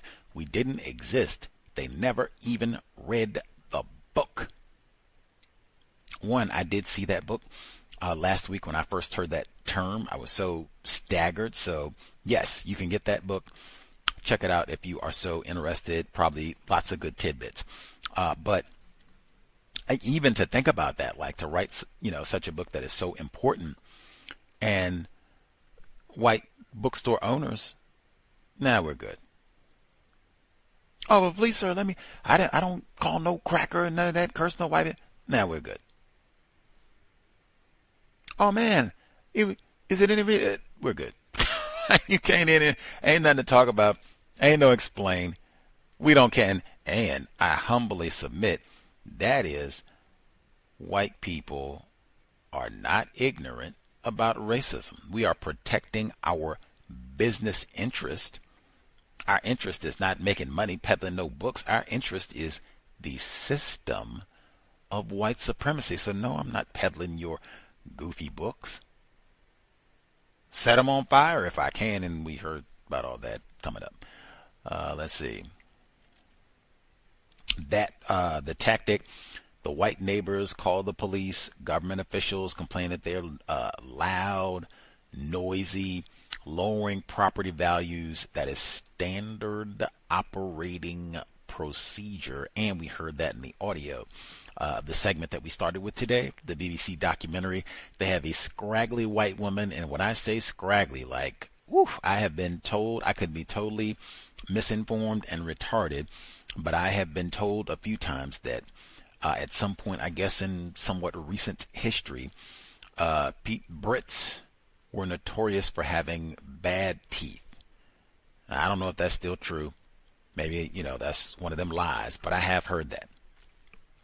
Man, the white woman that they went to, like, if they do say that, Exhibit A, man, dental floss. But she gets on Gummy, and she says, man, these no-count colors, and she not mad at the dentist. She not mad because they don't have dental benefits, none of that. She mad, no-count niggers and come over here and taking all the jobs, won't get nothing. Really? It's our fault coming over after you all begged us to come over here. And even Enoch Powell, who did all that rivers of blood and these niggers and black man is going to have the whip handle. And at first, he was with all the other messed up PTSD white Brits saying, oh my goodness, we need some of our colony niggers come over here and help us clean up. Lord Jesus, Hitler done knock the poo out of us, man. We got stuffing and ruination everywhere. Can you please come and bring them up when you come, please? Lord Jesus. Enoch Powell was even in that group. And then turn around and get uppity after they done got a little bit of the dirt cleaned up on that. What we got all these colored folks here for? Man, I don't like this. They messing things up around here. Master deceivers. And really, I've seen that before too. Let's see.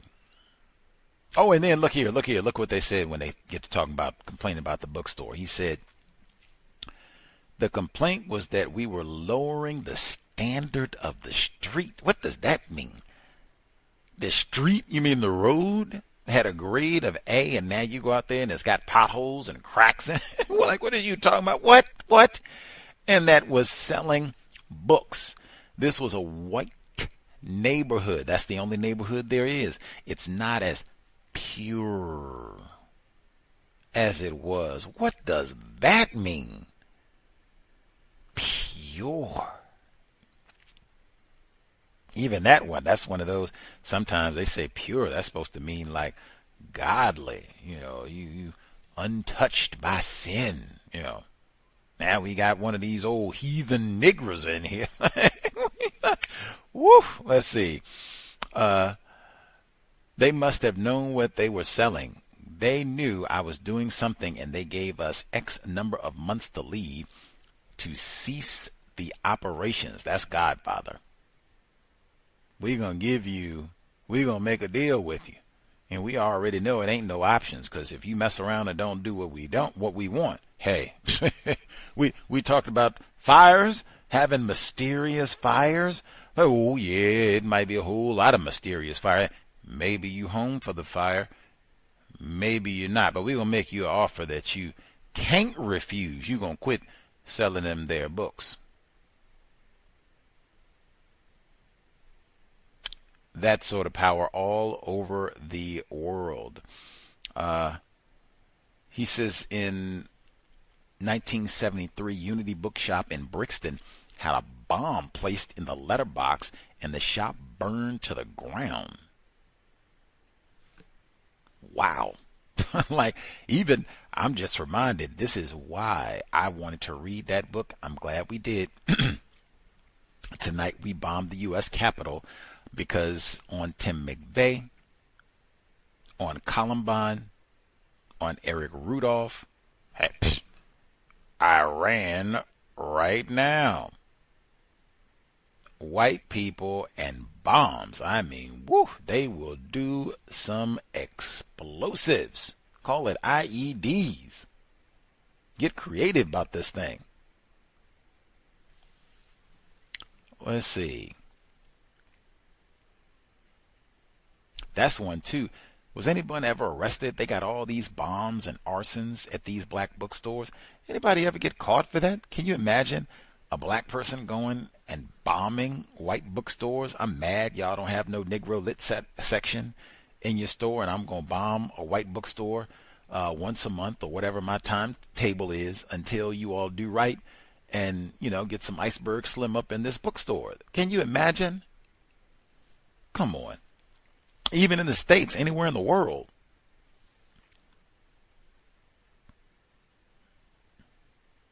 Let's see. He says Bogle gives a leaflet that was, I guess, printed to attack the black bookstores. It reads, "Are the natives restless in your school? Have they made your halls and schoolyards resemble the Congo?" Shout to Patrice Lumumba.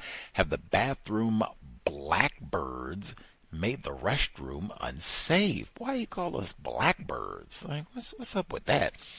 "When was the last time one of your girlfriends was attacked by the Banana Brigade?" What does that mean?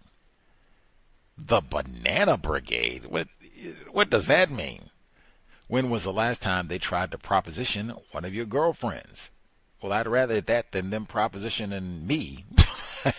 Man, because all she got to, she's a white woman. I'm not interested. And keep it moving. I'm a white woman. I could diffuse all this in like 30 seconds. You better get on out of here.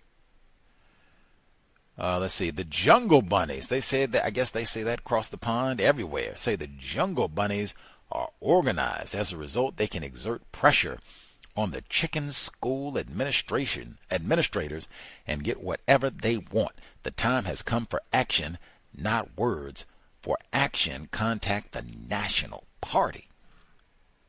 Well, make it plain. Got a little name calling like he mad with the school officials. Like, you got these lames up there at the school with no backbone. You gonna let all this DEI crap in the school and dump it on the actual? Oh, no, sir. No, sir. I don't even. It's time for action. Like, what? I've heard all that before as well. Let's see. The list of the attacks on the bookshops, like, oh man.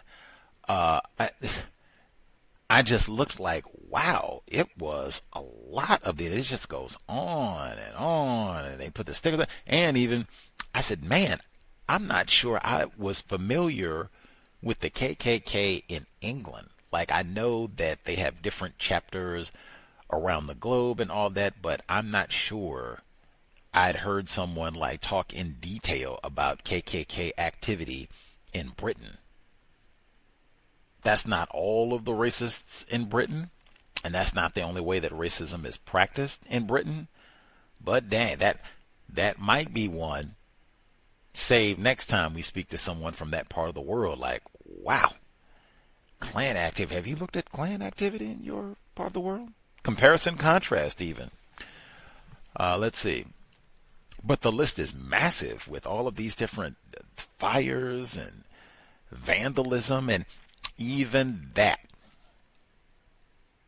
Doreen Lawrence, multi-time guest on the Cows. The first time around she was with us, she talked about they have a building dedicated to Stephen Lawrence and do all these constructive things, try to help children. Really great stuff. But racist vandals have made a pattern. They will come and smash the windows to the front of the property. And she told us, she said, the windows, they are not insured. So every time they come and smash up these windows, we have to go and pay to get them repaired. And she says they do this over and over, the same way they have some sort of marker in the location where Stephen Lawrence was killed, died in the gutter, as I said, bled to death. She said that they're the usual suspects, individuals classified as white. They will go and mess over the monument. And when I say mess over, like I have to be, they will take like dog feces and smear it all over the monument. I believe, my memory could be bad, but I think it's in the archives. You can go back and listen. She said they will take like white paint and smear all over the monument. I think she said they even take like broken glass and smear all. This is where he was killed at, her son. So all that I've heard before too, the deliberate vandalism and come and break up the glass and burn the inventory. I've heard all of that before. Teddy boy, teddy girl activity. Racist man, racist woman. Let's see.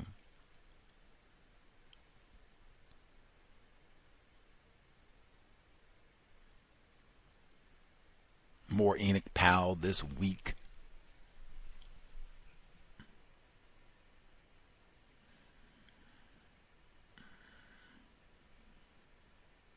I do think important Enoch Powell is not like some dumb, toothless white man who can't spell. He is not educationally subnormal. I've never heard that. And they said specifically that Powell's rhetoric were directed to his always ready and well-educated power base. I just think that's important because we heard in the audio at the beginning today from that documentary, the police, they were accused of being not intelligent, and then they had the data to quantify, like, what do you mean? And they said, well, only X number of officers have actually passed the academic test. I said, man, they're not known for being, super intelligent. Okay. In the text the chunk that we read today from the dissertation, Powell's rhetoric were directed to his always ready and well-educated power base, the exploitable cultural consciousness of sections of the white working class. Now he says the well-educated power base. You're going to have a difficult time telling me, oh man, he just, took advantage. These were just down and out, downtrodden white. You said they were well educated, as was Enoch Powell. He's not, stupid. I haven't heard anyone say, oh man, he's a little retarded. I've not, heard anyone say that. He had developmental issues or anything of the sort. I'm an educated, upstanding British white man, ruler of the world. Really? Like, right on. Speaking the Queen's English. Get to it. Let's see.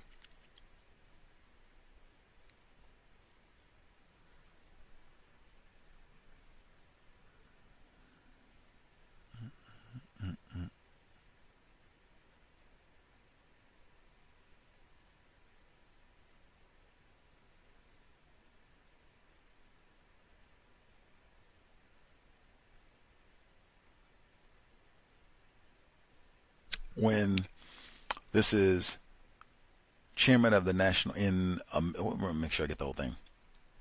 Quoted statements made by John Tyndall, chairman of the National Front in 1977, in a major London newspaper, make the silence and inactivity of the police very understandable.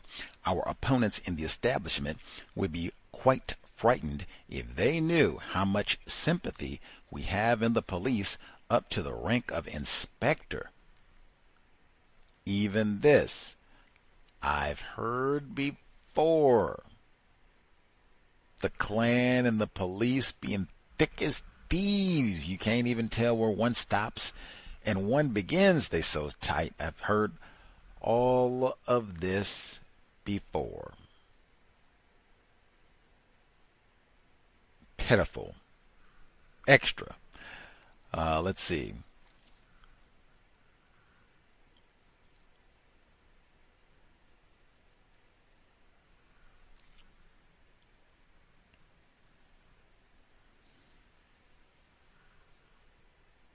Anything else?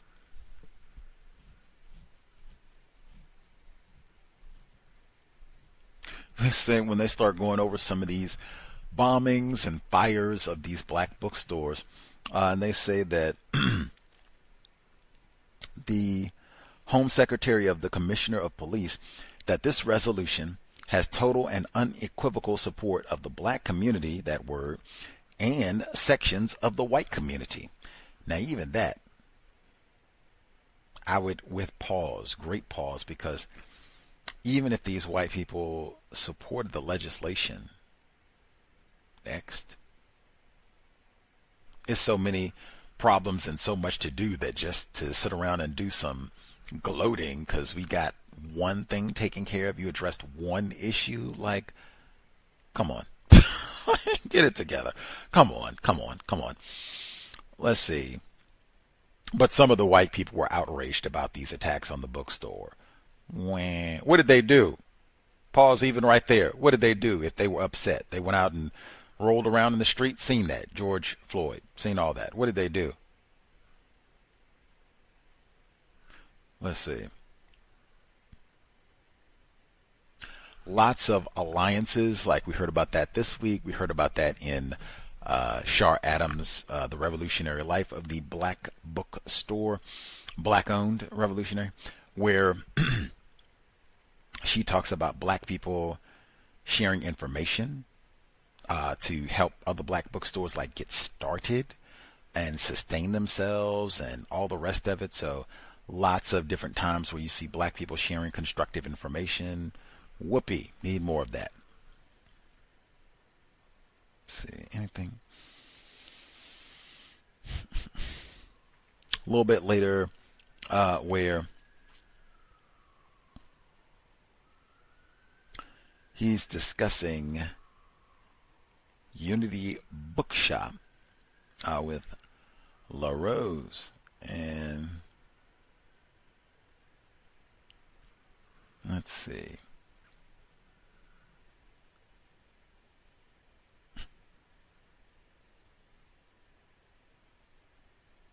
Oh, this is such a great point. Okay. With the Unity Bookshop, it's the police continue to ask the victims inane questions. Whether they have enemies. Yes, you. It doesn't say that, but you know. If they have shortchanged anyone. What do you mean? Well, they won't even have pennies anymore, so of course. When it is clear that the vandalism is the work of racists and fascists. In a letter sent to the Home Secretary on September 19, 10 bookshops asked why, with surveillance apparatus at the disposal of the CHID, M15, M16, and so on, it was impossible to apprehend the terrorists. Again, if these are the folks who are committing the crimes and or their cousins, then, oh yeah, it's just going to be impossible to catch these folks. They are so stealth, and they go and snicker about it once they turn around. See, and it continues. It says the bookshops pointed out that the continuing failure of the police and the Home Office to deal with these acts of terrorism raises the very serious question of complicity between the police and the Nazi fascist forces in this country. Even want to get up and applaud. I think that is so important, and even for these folks just using logic, that these things keep happening and nothing can be done about it. I'd said that before, like, man, arson, that's serious. People die from that. Unintended and property loss, like white people normally wig out about that. Like, what? You gotta fight. Even if you set your own property on fire, white people a lot of times like, oh no, we don't allow that. You got murders and all the rest of it is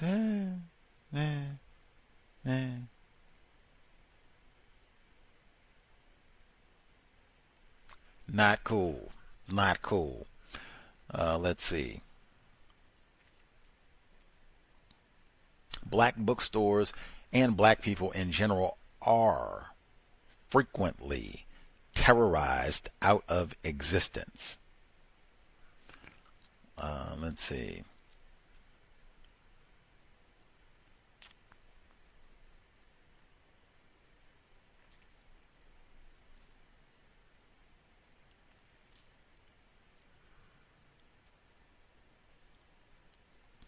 The conclusion chunk, this is part of the last audio that we heard before we wrapped up, says, we can conclude that as black bookshops transformed into Pan-African sites of resistance for the black British community, they became targeted for elimination by England's forces of repression.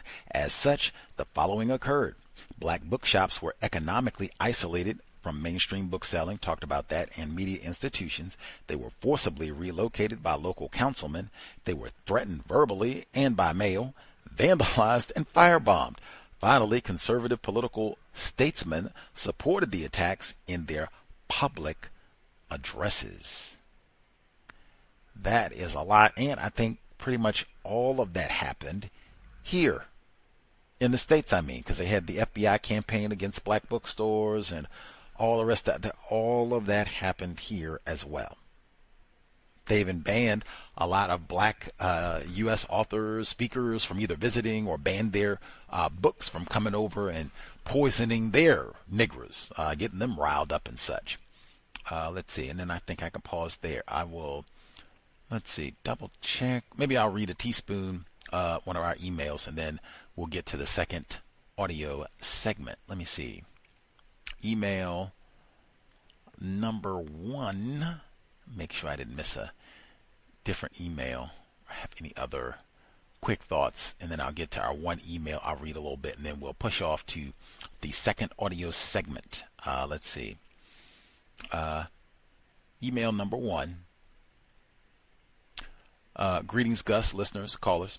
Thanks for the articles on the COINTELPRO-like tactics used by racist white supremacists, some of which we just heard. Your recent guest, Eric Kaufman, was fascinating. He was with us on Monday, joined us live from the UK. From the UK, no less. He goes to great lengths to try to be accepted as white. I would too if I could. All his conservatism. He is a great admirer, apparently, of Governor Ron DeSantis of Florida. That dude, Trump was name calling him Little Ron. What was the name he had for him? And his espousal of alleged racism practice against whites through his book. I think he was feigning some form of British accent on your podcast, even though he was raised in Canada. I looked at his picture, which is very ambiguous, and his Wikipedia page. I think he is not white. And I think he is not white, and most white people do not think he is white. I could be wrong, but that was my say. At minimum, he is a little bit too much, too tawny, too much tar brush to get, white. Yes, all of it. I don't think so. Chapter 4, conclusions. Section 1. Black bookshops were established for political reasons to reverse the mental colonization process being waged against black Britain's black population by England's dominant cultural institutions. A variation on the term mental colonization is associated with the work of Frantz Fanon. A similar term, colonial mentality, is defined as the internalized attitude of ethnic or cultural inferiority as a result of colonization. As you know, the literature of Mr. Fanon is greatly admired and quoted in the Academy. One of the worst books Gus T has ever read. Fela Kuti has a song by that exact title, Colonial Mentality. It matches the concept 1,000%. Chapter 5, Black Bookshops, the Dynamics of Domination and Resistance. Radical newspaper, which were originally sold on the street and public venue, became the victim of sustained police harassment, passive repression, economic silence, and neighborhood harassment. The white mainstream bookstores attempted to marginalize them economically by refusing to carry books they published. Another tactic used by white neighbors was to call the police and government officials. As expected, different country, same racist white supremacist tactics, because they're effective. Next, aggressive tactics of repression, vandalism, and firebombing. 1. Black shops were physically attacked. National Front and KKK graffitied the shop. Threats were mailed to them. Windows were smashed. Shops were broken into. Shelves were destroyed. 1973, Unity Bookshop in Brixton had a bomb placed in the letterbox. Fascinating section. The KKK has branches in the UK. See KK, UK, AS, KU, Klux Klansmen are replicated on British UK. See KK, UK as Ku Klux Klansmen are pictured on British streets for the first time. David Jones asked if this is disturbing proof that the far right are on the march. David Jones, Daily Mail, 2023. The Klan oversees Southern Poverty Law Center. This is from 1998. The Klan in Britain, transnational solidarities, family ties, and the criminalization of hate. Noah Second, PhD student in history, Harvard University. I think this is part of this suspected racist work on a PhD in history, maybe a thesis. White people are not ignorant about racism. Not even close. 2.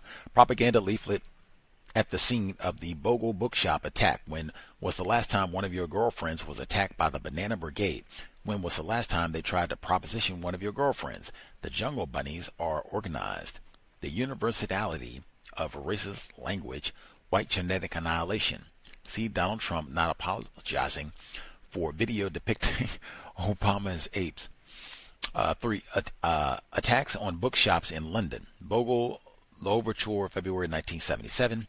July 1977. National Front. Oh, he's going through all those. In 1977, there was a bookstore attack every month in London except January. Is this evidence of coordination by racist white supremacists? I would think so. For overlap, make sure we don't have a lot of that. Make sure we get as many as possible, and even to share, coordinate information on how we're going to go about, bombing all of these facilities. So, wow. I'll pause there for one moment just so that we have time to get all the audio in, and then we'll get folks who dialed in as well. See folks with a hand up, just we'll pause here. This way we'll have extra time once the second audio segment shares. So we'll get our folks on the phone, read the rest of our emails. I'll get the rest of my notes as well. So just take notes, write it down. We'll have ample time. That's why we're knocking this out now. So we'll finish our segment, and then we can chat it up. Dr. Colin Anthony Beckles, Pan-African Sites of Resistance. This is audio segment number 2, The Cows. Section 3. The Historical Legacy of Black Bookstores. The U.S. Context. Introduction to U.S. Black Publishers and Bookstores. Joyce documents the historic processes of Black publishing programs in particular, and the U.S. Black literary trade in general, in his pivotal work, Gatekeepers of Black Culture. Briefly, Joyce's work suggested that many Black publishing programs in the United States were established in the late 19th and early 20th centuries. This second surge in Black publishing activity came as a political response to the racist writings published by white literary institutions during the late 19th century. Black publishers wanted to respond to the attacks made on the mental and social characteristics of the Black American by white supremacist scholars. As W.E.B. Du Bois stated, his organization wanted to aid by publication a knowledge of the truth and the vindication of the race against vicious assaults. Du Bois in Joyce, 1983. While investigating the role played by publishers and cultural organizations in this struggle to redefine the racist meaning of Black identity, Joyce significantly minimized the historic role played by Black bookstores. Joyce reduces their role to a passive, distributive function, a place for the occasional advertisement scheme of publishers and writers. As opposed to Joyce, I argue that Black bookstores in the U.S. were far more than passive distributors. Black bookstores in the United States existed as a historical missing link between the writers and publishers on the one hand and the local and international Black community on the other. As will be demonstrated below, certain bookstore owners were also activists, their bookstores serving as multi-dimensional Pan-African sites of resistance. Using examples from New York to California, I intend to demonstrate how particular Black bookstores historically functioned as catalytic political spaces, providing residence to and producing Black counter-hegemonic discourse. In order to demonstrate the above, this section is divided into 4 parts. Chapter 6 reviews the development of the major Black bookstores from the Harlem Renaissance and prior to the Black Power movement. Chapter 7 focuses on the Black bookstores that came to prominence during the Black Power movement and the National Black Bookstore Network that was established during this time period. Chapter 8 reviews the repression strategies used against these bookstores, as well as the resistance strategies used by Black bookstores to prevent their demise. Concluding remarks are presented in the summary section. To begin, we turn briefly to a discussion of methodological issues. Methodology. Much of the review of the early U.S. historical period will be guided by the works of Clark, Copeland, Joyce, Churchill and Vanderwall, and Sinetti. Additionally, my primary research overlaps and extends their work. 20 interviews were conducted in person or via telephone in Washington, D.C., Baltimore, Maryland, Harlem, New York, Chicago, Illinois, Philadelphia, Pennsylvania, and Los Angeles, California, during the summer of 1994. The interviews were supplemented with archival data such as personal letters, newspaper articles, book lists, leaflets, photographs, guest lists, announcements, etc. From the following research institutions: the Arthur Schomburg Center for Research in Black Culture in Harlem, New York, the UCLA Research Library, and the UCLA Center for African American Studies. When possible, all information was cross-referenced against other interviewers or printed archival information. The primary interviews referenced in this section were oral histories collected from people who were integral to the development of Black bookshops in the U.S. Respondents for this section were major bookstore figures, either owners, staff, or regular patrons. The respondents were found via the snowball technique. I asked respondents whom I had contacted during my ethnographic studies of Black bookstores in the United States, England, and Jamaica to suggest others who they thought would have relevant information. Finally, additional contacts were obtained at the 1994 American Booksellers Association Black Booksellers meeting and from the staff at the Schomburg Center for Research in Black Culture. Thus stated, I turn first to examine some earlier historical references of black bookselling in the U.S. Chapter 6. Harlem, the Cradle of the Black Literary Struggle. It is written, "Man, know thyself," on entrances to the great African pyramids in Egypt. For well over 2,000 years, this traditional desire for self-knowledge was the driving force behind the great libraries of Timbuktu. At the turn of the 20th century, thousands of miles from Africa, black literary institutions in the United States still carried on this ancient African tradition. Europeans and European Americans, however, filled with the doctrines of white supremacy, attempted to deny and denigrate this glorious legacy. Because of their control of the print and electronic media and Western academic institutions, racist, Eurocentric ideologies such as social Darwinism dominated mainstream thought well into the early 20th century.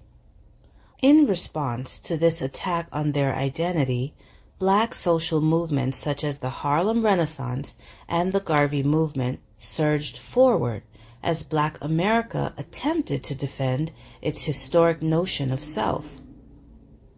Complementing these movements were the establishment of black cultural organizations and institutions.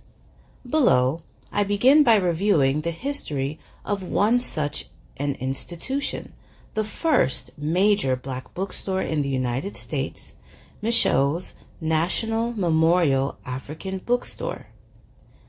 Louis Michaud cannot be ignored if the complete social and intellectual history of our folk in urban America, particularly Harlem, during the period of 1940 to 1960 is to be fully told.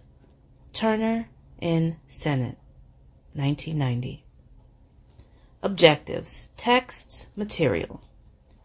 In the cradle of the Harlem Renaissance and during the height of the Garvey movement, Mr. Michaud, the professor, as he was known in Harlem, began selling books from the back of a wagon on 7th Avenue and 125th Street.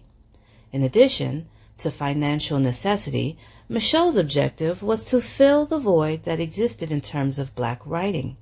According to Michaud, you couldn't find over 15 or 20 books written by black people. Claude McKay, County Cullen, Langston Hughes.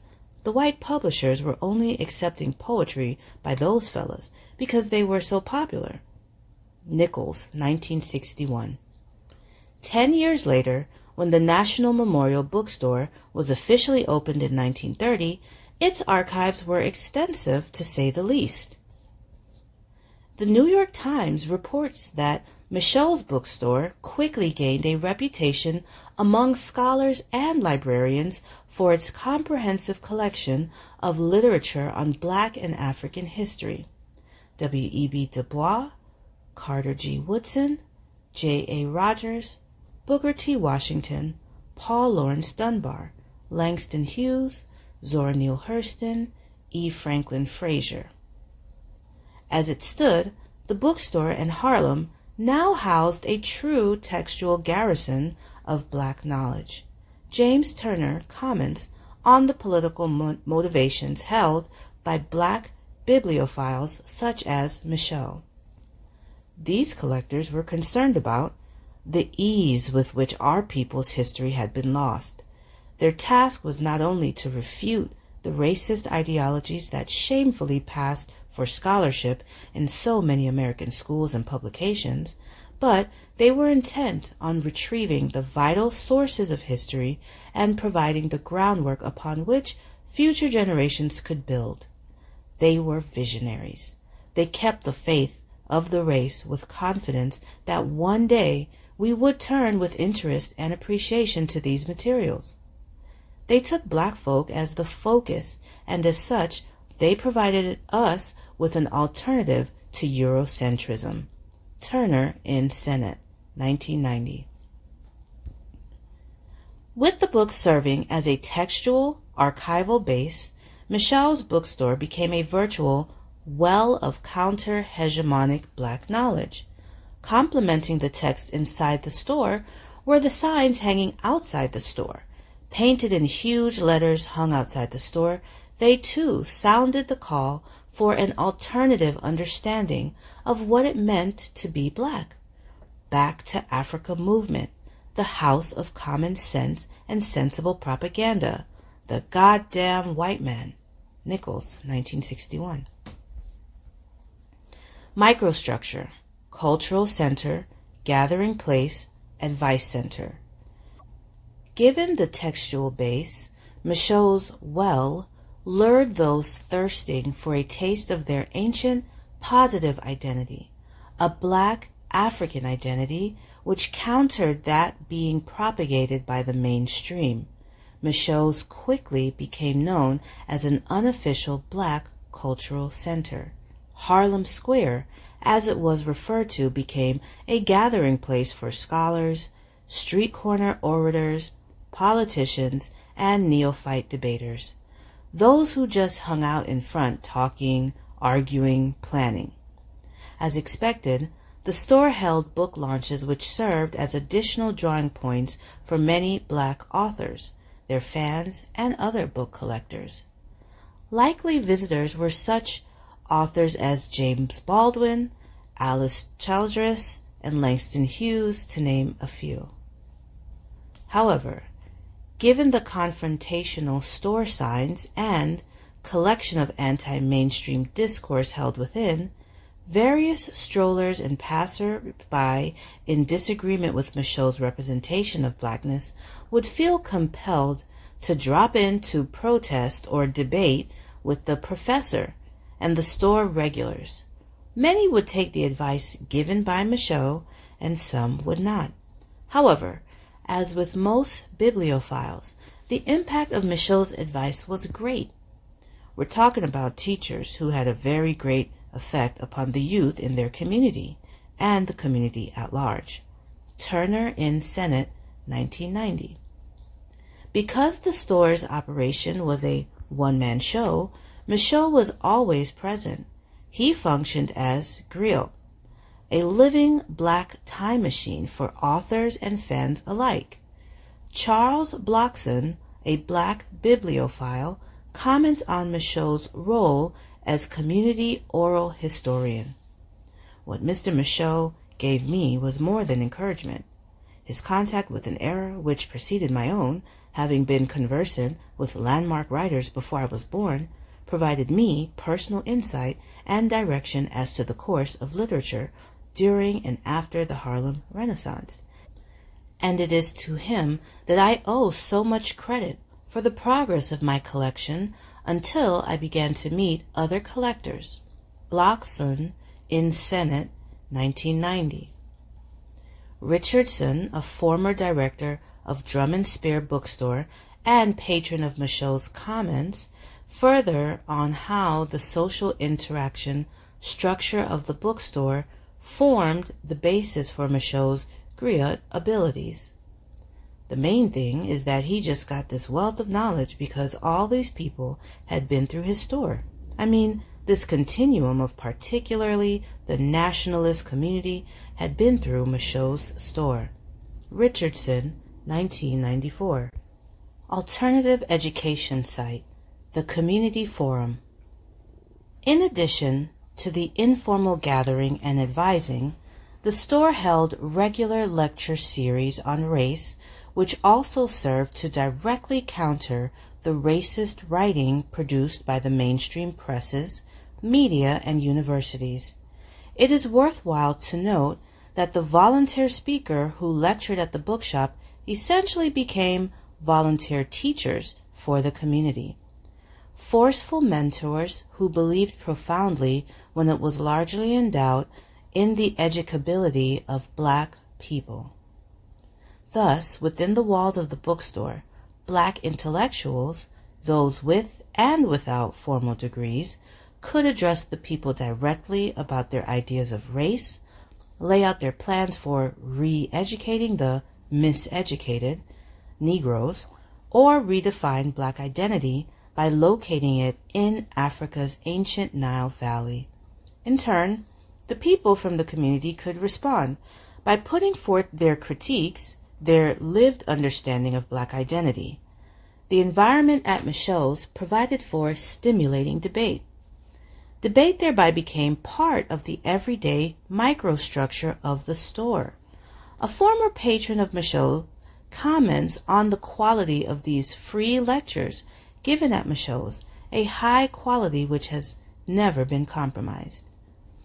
When I saw J.A. Rogers down at the Student Center at NYU in 1959, his level of discussion about his books, Sex and Race, and Nature Knows No Color Line was a basic theoretical refutation of biogenetic determinism. His speech was at the same level as when I heard him in discussions at Louis Michaud's place on 125th Street at Richard B. Moore's Forum over the Stetson hat shop next to the Apollo Theater, or often in John Clark's basement library. Turner in Senate, 1990. In addition to the lecture series, the store served as a supplemental research archive. Academics were drawn to the store to buy books about black life the mainstream stores refused to carry. For example, Charles Hamilton, Columbia University professor and co-author of Stokely Carmichael's work Black Power, turned to Michaud to get Paul Robeson's book Here I Stand. For Harold Cruse, Michaud obtained a copy of Jacques Roumen's Haitian novel The Masters of the Dew, and for Professor John Henrik Clark of Hunter College, Michaud found Islam in Ethiopia. Additionally, young community members were able to browse and read through the store's stock in order to sharpen or strengthen their understandings of the contemporary and historical issues. For example, young activists such as Malcolm X would often utilize the store's reading room to ponder issues and to read voraciously. Organizing dimension. The store's constant physical and social interactive environment was conducive to the interaction of radical black literature with community members, intellectuals, and activists. Moreover, given the historical situation in which the store was born, Garvey Movement, Harlem Renaissance, it seemed only fitting that a formal organizing dimension would soon characterize the bookshop. Thus, early on its existence, the bookstore was also known as a repatriation headquarters of the Back to Africa movement, with Michaud as president. In addition, it is well known that Malcolm X and other activists frequently gathered in front of Michaud's to hold speeches directly addressing store patrons and passers-by. Furthermore, from the bookshop headquarters, Michaud himself organized demonstrations, such as the demonstration he led at the United Nations, where he called for that body's intervention in the civil rights struggle. Local networks of resistance, institutions, book clubs, bookstores. Michaud's bookstore was not an isolated entity. In this struggle to represent, correct, and disseminate this alternative black knowledge, Michaud networked locally with other black cultural organizations. Below, we briefly review the local connections Michaud had with black book clubs, black bookstores, and black research institutions. Local book clubs, literary societies. Black book clubs and literary societies date back to the 19th century. Club members would obviously be connected to the black bookstores for the acquisition of texts, if nothing else. One black literary society of particular significance was the Blyden Society of Harlem. It existed from 1935 to 1940. According to Joyce and Clark, the society held well-attended meetings, public forums, had a publishing program for books on Africana, and initiated the short-lived Blyden Books bookstore in 1939. The society corresponded with leaders in black communities throughout the United States, Europe, the West Indies, and Africa. The society had 150 committed members and was led by Willis Higgins, a New York City high school teacher. Notable members of the Blyden Society were African-American historians Dr. John Henrik Clark and Dr. John G. Jackson, and the future president of Ghana, Kwame Nkrumah. According to Dr. Clark, the main objective of the society was to know their black history and negate the definitions propagated by social Darwinists. The society folded 1 year later after the mysterious death of club president Willis Higgins. Of no small consequence is the fact that Blyden Society members, such as Dr. Clark, were regular speakers at Michaud's and maintained consistent links with Michaud's after the society folded. Dr. Clark also networked with black intellectuals such as Michaud via sessions held in his vast basement library. Local bookstore network. While Michaud's was the most influential and largest black bookstore, George Young's Book Exchange was established in 1921. Known then as the Mecca of literature pertaining to colored people, it came at a time when the consciousness about Africa was active and widespread. Young's was a small store located on the main thoroughfare of Harlem on 135th and Lenox, sharing space with the New York News weekly newspaper. His store represented the growing consciousness of Africa, containing an astonishing array of material treating Africa and her dispersed descendants. From Du Bois to J.A. Rogers, the books in Young's store exposed racism and documented the ancient history and culture of Africa and her peoples. Of note is the fact that it included the Haitian author Antonin Firmin de l'égalité des races humaines, or On the Equality of Human Races, a work which marshaled evidence of early African culture and its significant contributions to Europe and the world, in a crushing refutation of the racist theories of inequality propounded by Gabineau. Categories in Young's store included the histories written by African Americans, Afro-British, and Afro-Caribbean authors, and numerous books written by European and Euro-American authors. Moreover, out-of-print books on Africa and her descendants were reprinted and distributed by Young's Book Exchange. Other black bookstores operated at about the same time as Michaud's.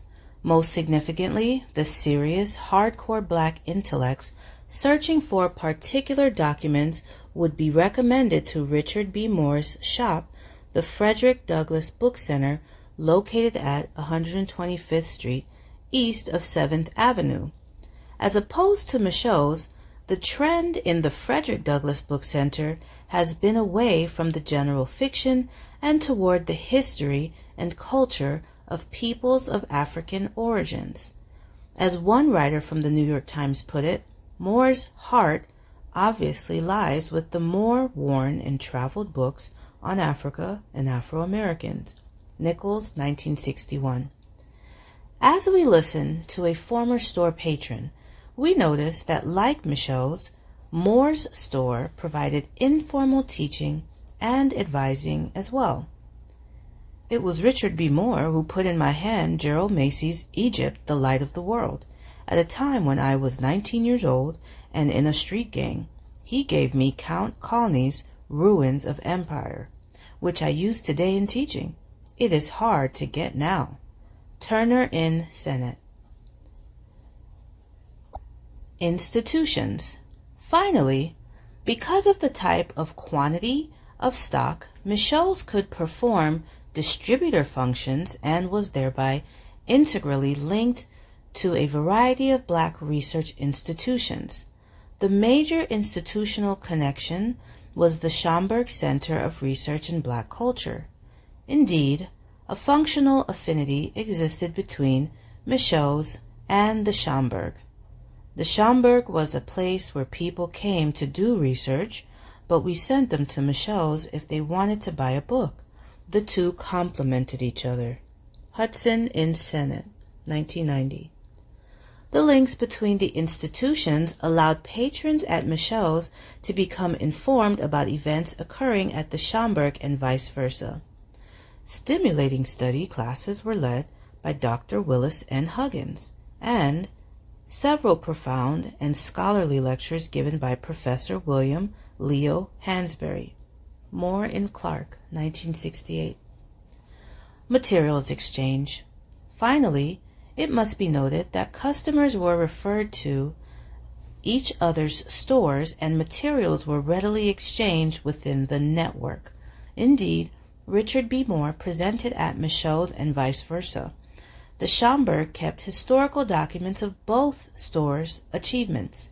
Academics such as Dr. Clark and J.A. Rogers lectured and frequented these institutions, the Schomburg, Young's Book Exchange, Moore's Book Center, and Michaux's. Moreover, these bookstores all performed distributor functions, supplying local and national educational institutions with their materials. Chapter 6. Conclusions. During this period, when the black community needed weapons to fend off the onslaught of racist definitions propagated by social Darwinists, Michaux's answered the call. Four general conclusions can be drawn. First, if we agree that knowledge is power, then Michaux's became a Pan-African site of resistance for Harlem's black community. Via the texts and its microstructure, store patrons became armed with black counter-hegemonic discourse, textual, oral, and visual discourse on black identity, which countered the racist notions of black and African identity. Second, the bookshop was a multi-dimensional entity, and this was vital to its functioning as an empowerment center. Indeed, for the black community, Michaux's functioned as a well filled with alternative texts on the African diaspora, a community information center, a meeting and debate center, an education center, a research center, and a black nationalist organization headquarters. Third, we noted that Michaux's was not an isolated entity in this struggle to represent black identity.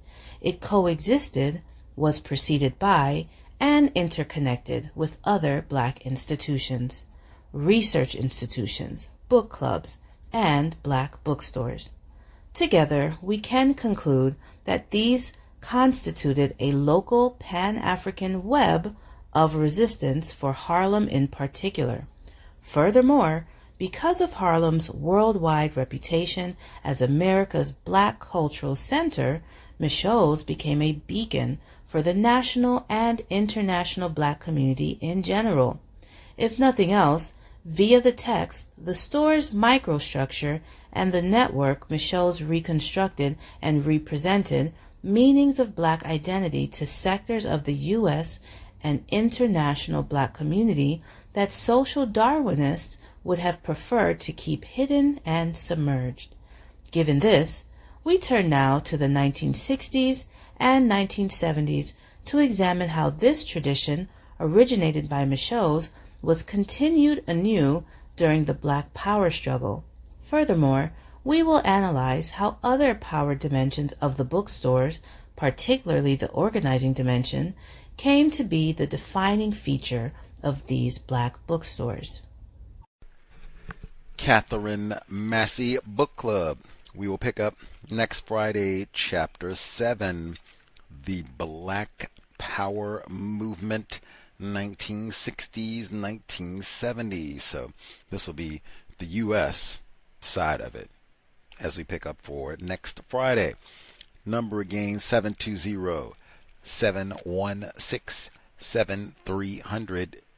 the code 564943#. Press star 61 if you would like to participate. Have to finish the rest of our first email now that we got a little bit further. Get my own notes, and then I'll see if folks have commentary. Our caller from first time around, we will make sure to get you in there immediately so we do not miss you. The rest of the folks, if you have commentary, do not wait till the last moment. Star 61. I'll finish up that email first, and then we'll nab our person on the line. Other folks, if you have commentary, we will nab them all. Let's see. Finishing up our email. Enoch Powell again sounded the alarm against the rising tide of black immigrant power, the colored population of over 2 million. Powell's rhetoric were directed to his always ready and well-educated power base. The analysis excludes what I think is the central issue, which is fear of white genetic annihilation. Dr. Welsing, for sure. 5. Section 2, despite the economic and physical attacks, the black book shops did not succumb. Persistence is essential if we are going to end the global system of racism, white supremacy, and replace it with a system of justice. 6. Using word of mouth, they relied on themselves and contacts in the black community to distribute information about the bookshop items. Because we had international connections, it wasn't long before people from the diaspora sent telegrams to the council. People that we know in the States, Caribbean, Africa, they all sent letters of protest against what was happening. We live in a global system. Delineations such as foundational black Americans, I think, will not solve the problem. That'll get your head rolled good right there, boy. 7. Documenting and publicizing the attacks and police complaints. It was obvious that the police forces would do nothing to stop the attacks on bookshops. How much sympathy we have in the police up to the rank of inspector, police complicity with the attacks. The Voltron effect is universal. That's what I was thinking. Like, man. The Bookshop Alliance. Within months of the bombings, bookshops were rebuilt by the black bookshop community. That word again. September 1977, after repeated attempts to meet with police officials in reference to the bookshop attacks, 7 bookshops came together and signed a letter demanding a forum with the police. Their persistence is admirable, for sure. 2. LaRose, what we find peculiar is that in all these attacks from 1973 to 1977, not a single person has been charged in connection with these incidents. 1973 saw the bombing of the first Unity bookshop. The police continue to ask the victims inane questions, whether they have enemies. No snitching is a part of the racist white supremacist code. Chapter 5, Conclusions. Black bookshops were economically isolated from mainstream book selling and media institutions. They were forcibly relocated by local councilmen. They were threatened verbally and by mail, vandalized and firebombed. Finally, conservative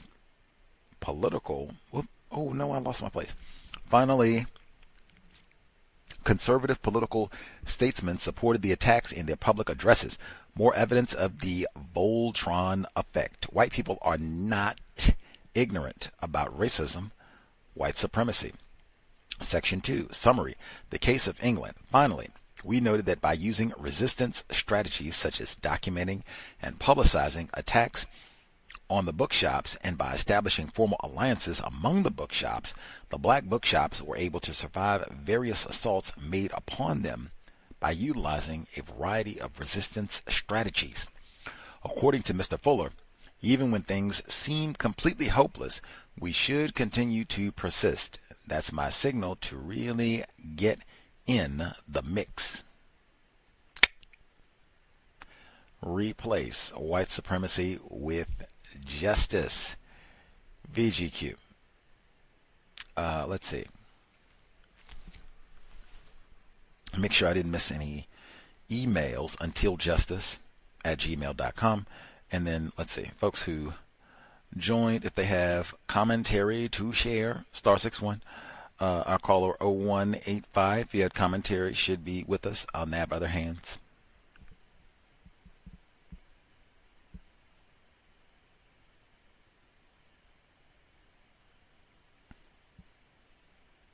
Our caller 0185, did you have commentary? Just listening, 0185.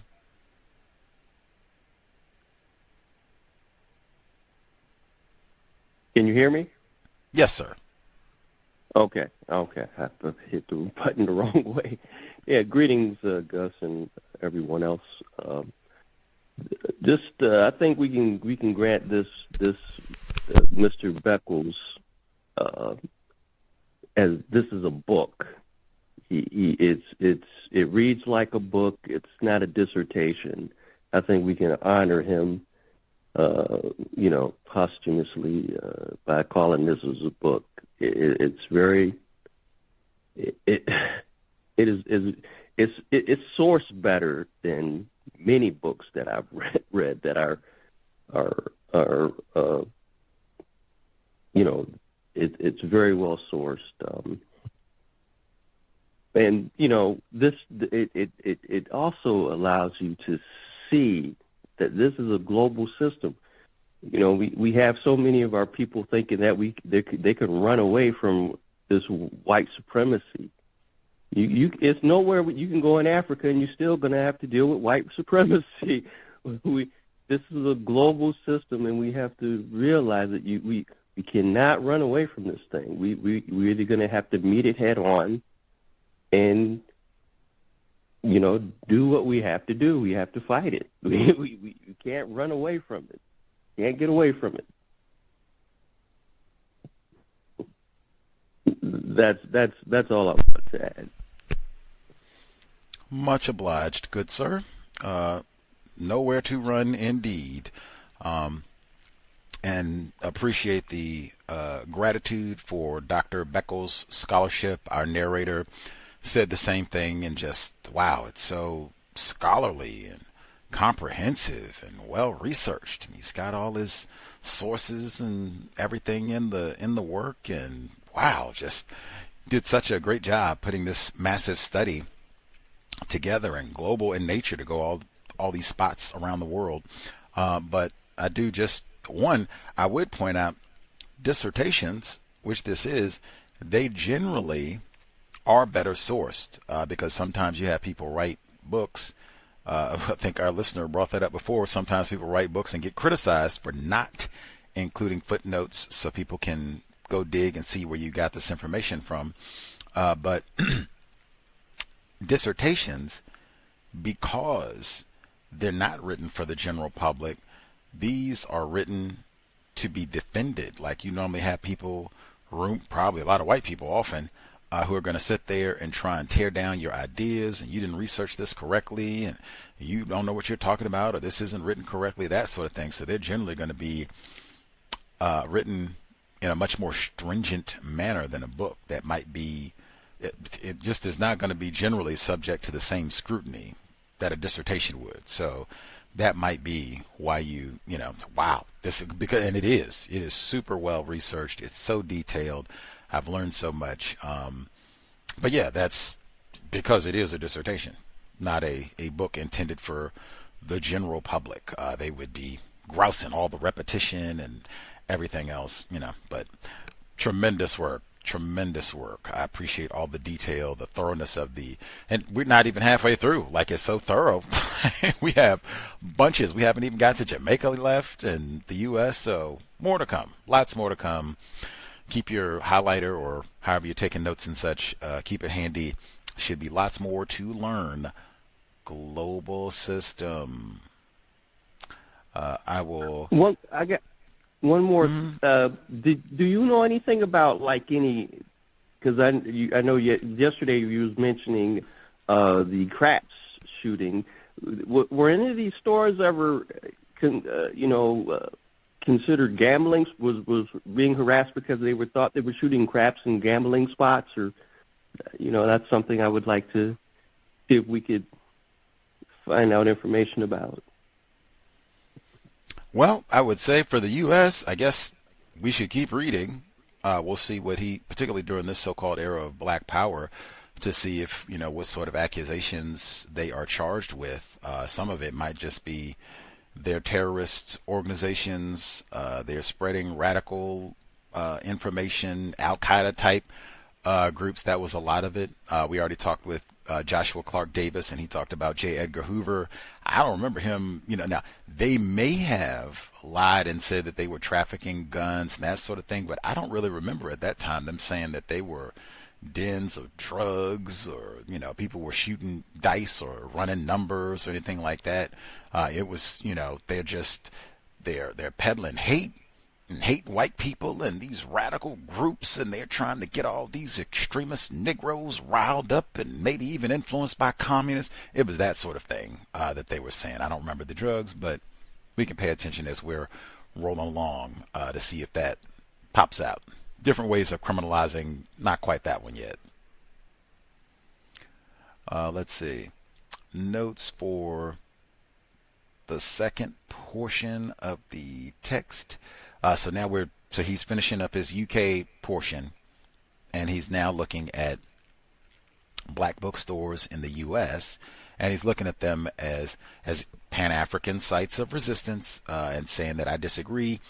Previous scholarship who said, these bookstores are just distributors and get these books out to people. I think that, they are much more than that. They serve a much more critical role in informing black people, re-educating black people, offering black people a space to sit, think, read, discuss, talk to black authors, all of that, so much more, which I would agree with.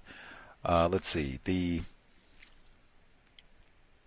and talking about racism, like that's such a, you can even think of that today, like how many spaces do black people have where they can go get books that are about racism and sit and read unmolested.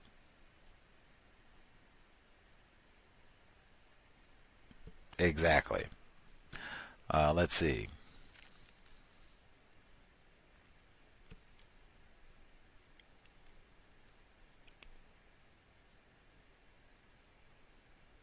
Okay, he gets us off to chapter 6, the cradle of the black literary struggle, Harlem. He says, For well over 2,000 years, the traditional desire for self-knowledge was the driving force behind the greatest libraries of Timbuktu. And he talks about this being our great African legacy. Africa, at the time of the 20th century, thousands of miles from Africa, black literary institutions in the United States still carried on this ancient African tradition.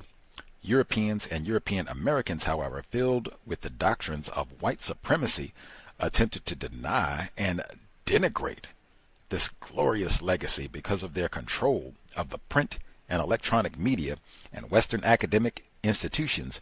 Racist Eurocentric ideologies dominated mainstream thought well into the early 20th century.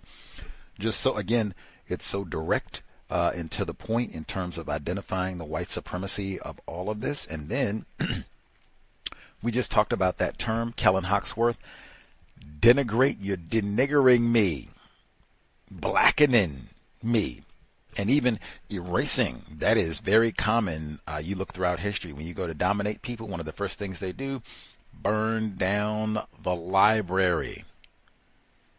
You all ain't gonna be doing no more reading about nothing.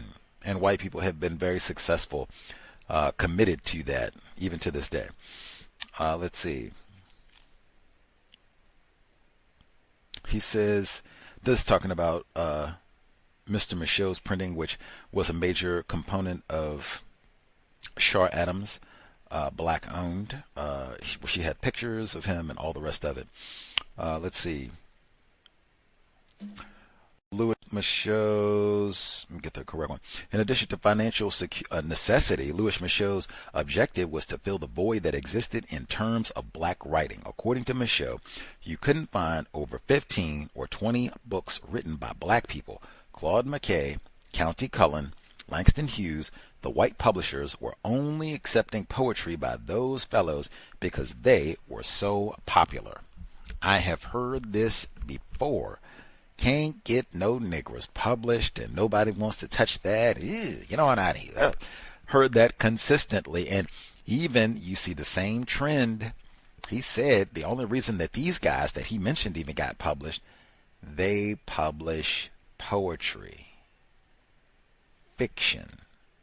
They are not writing a framework to accurately understand racism, white supremacy, what it is, how it works. Very important. That's one also. Ponder on. But that's just, using logic. Let's see. Anything else? I want to make sure I get in my notes. Oh, and the lack of books. This is Mr. Michaud. He's talking in the mid-20th century, and he's saying that you couldn't find 15, 20 books written by black authors. Like, what? All of the black people in the world? And you can't get your hands on 15 books written? Man. And there are still plenty of bookstores and TV shops like that today. No books by the name. We done DEI'd all that stuff on out of here. Get it out of here. Only thing we might have Hate You Give. That's about it. Let's see.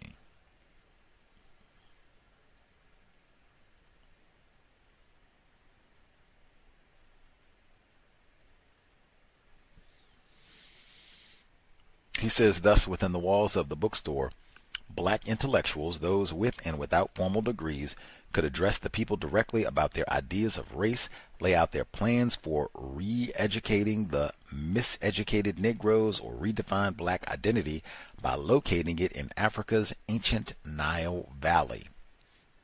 It's a few things I could say about all that. I guess one would be the with or without degrees. I don't know. If there's any black people there and they got a degree, I don't know how receptive they're going to be if you just roll in, I'm Leroy and I dropped out of 8th grade. But I got some views on this whole race thing. Like,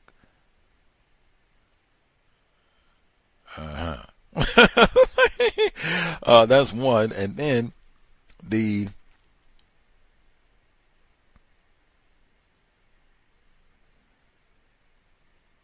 recentering, redefining black identity by locating it in Africa's ancient Nile Valley. I don't think that helps us replace white supremacy with justice. I do see quite a bit of that get associated with black bookstores and people classified as black in general, and kind of our thinking. We are victims of white supremacy. We need to focus our TV time on that.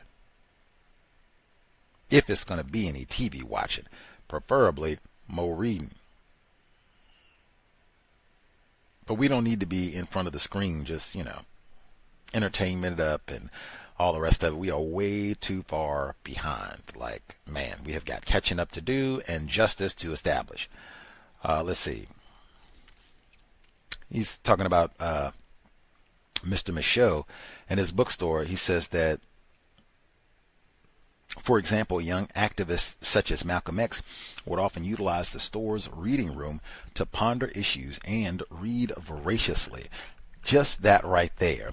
Having a quiet location where you can read. That is totally absent for hordes of black people in this part of the world. Like, nowhere you could just go and sit. That's almost like saying it's not even quiet enough to sleep, but it's just racket all the time. And I'm trying to think and read something. Maybe I come up with a strategy to end racism and can't even get my mind to calm and think efficiently because all that hammering and shut up, driving me crazy. That sort of thing is on a regular basis.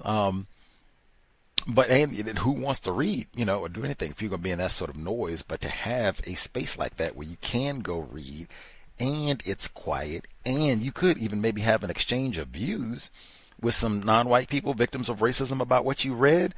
Whew. Racists work to minimize those spots. That's kind of our books club. It's kind of like a virtual spot for that. Let's see.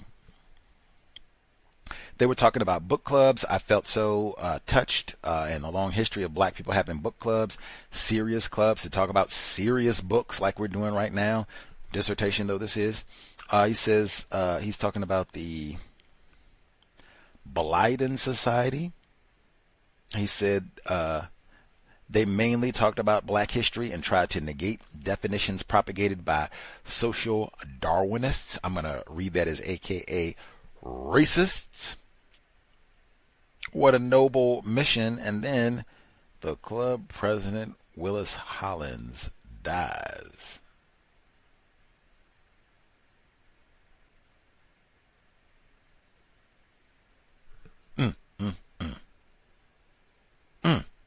All the mysterious deaths for the privileged black male. And he dies mysteriously. He wasn't out killing white people. He wasn't raping white women. They didn't say nothing about him going out stealing slaves. None of that. None of that. They said they were just doing a book club. Reading is important. Let's see. Anything else? Oh, we heard this one too. This bottom of 177. He says, as opposed to Michaud's, the trend in the Frederick Douglass Book Center has been away from the general fiction and toward the history and culture of peoples of African origins.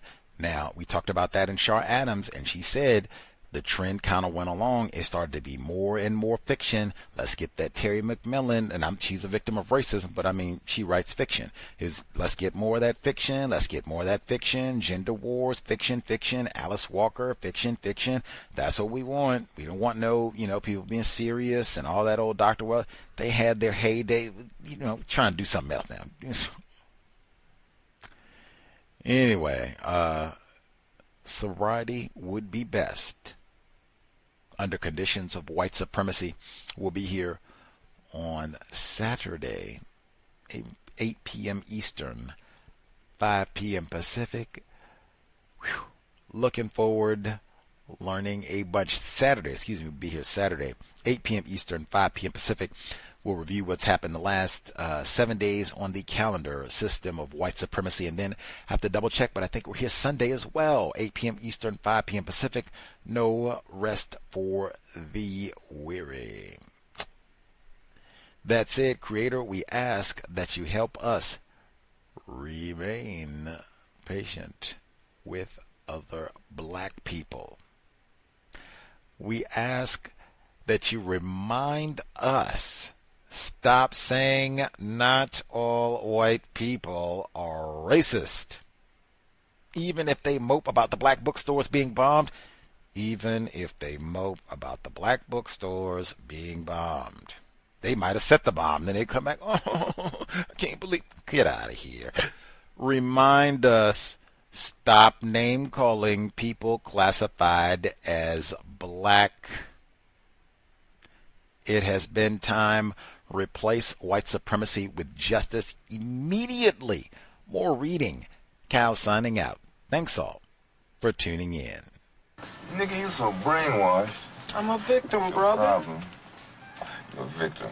I'm a victim of 400 years of conditioning. Shut up. The man has programmed my conditioning. Even my conditioning has been conditioned.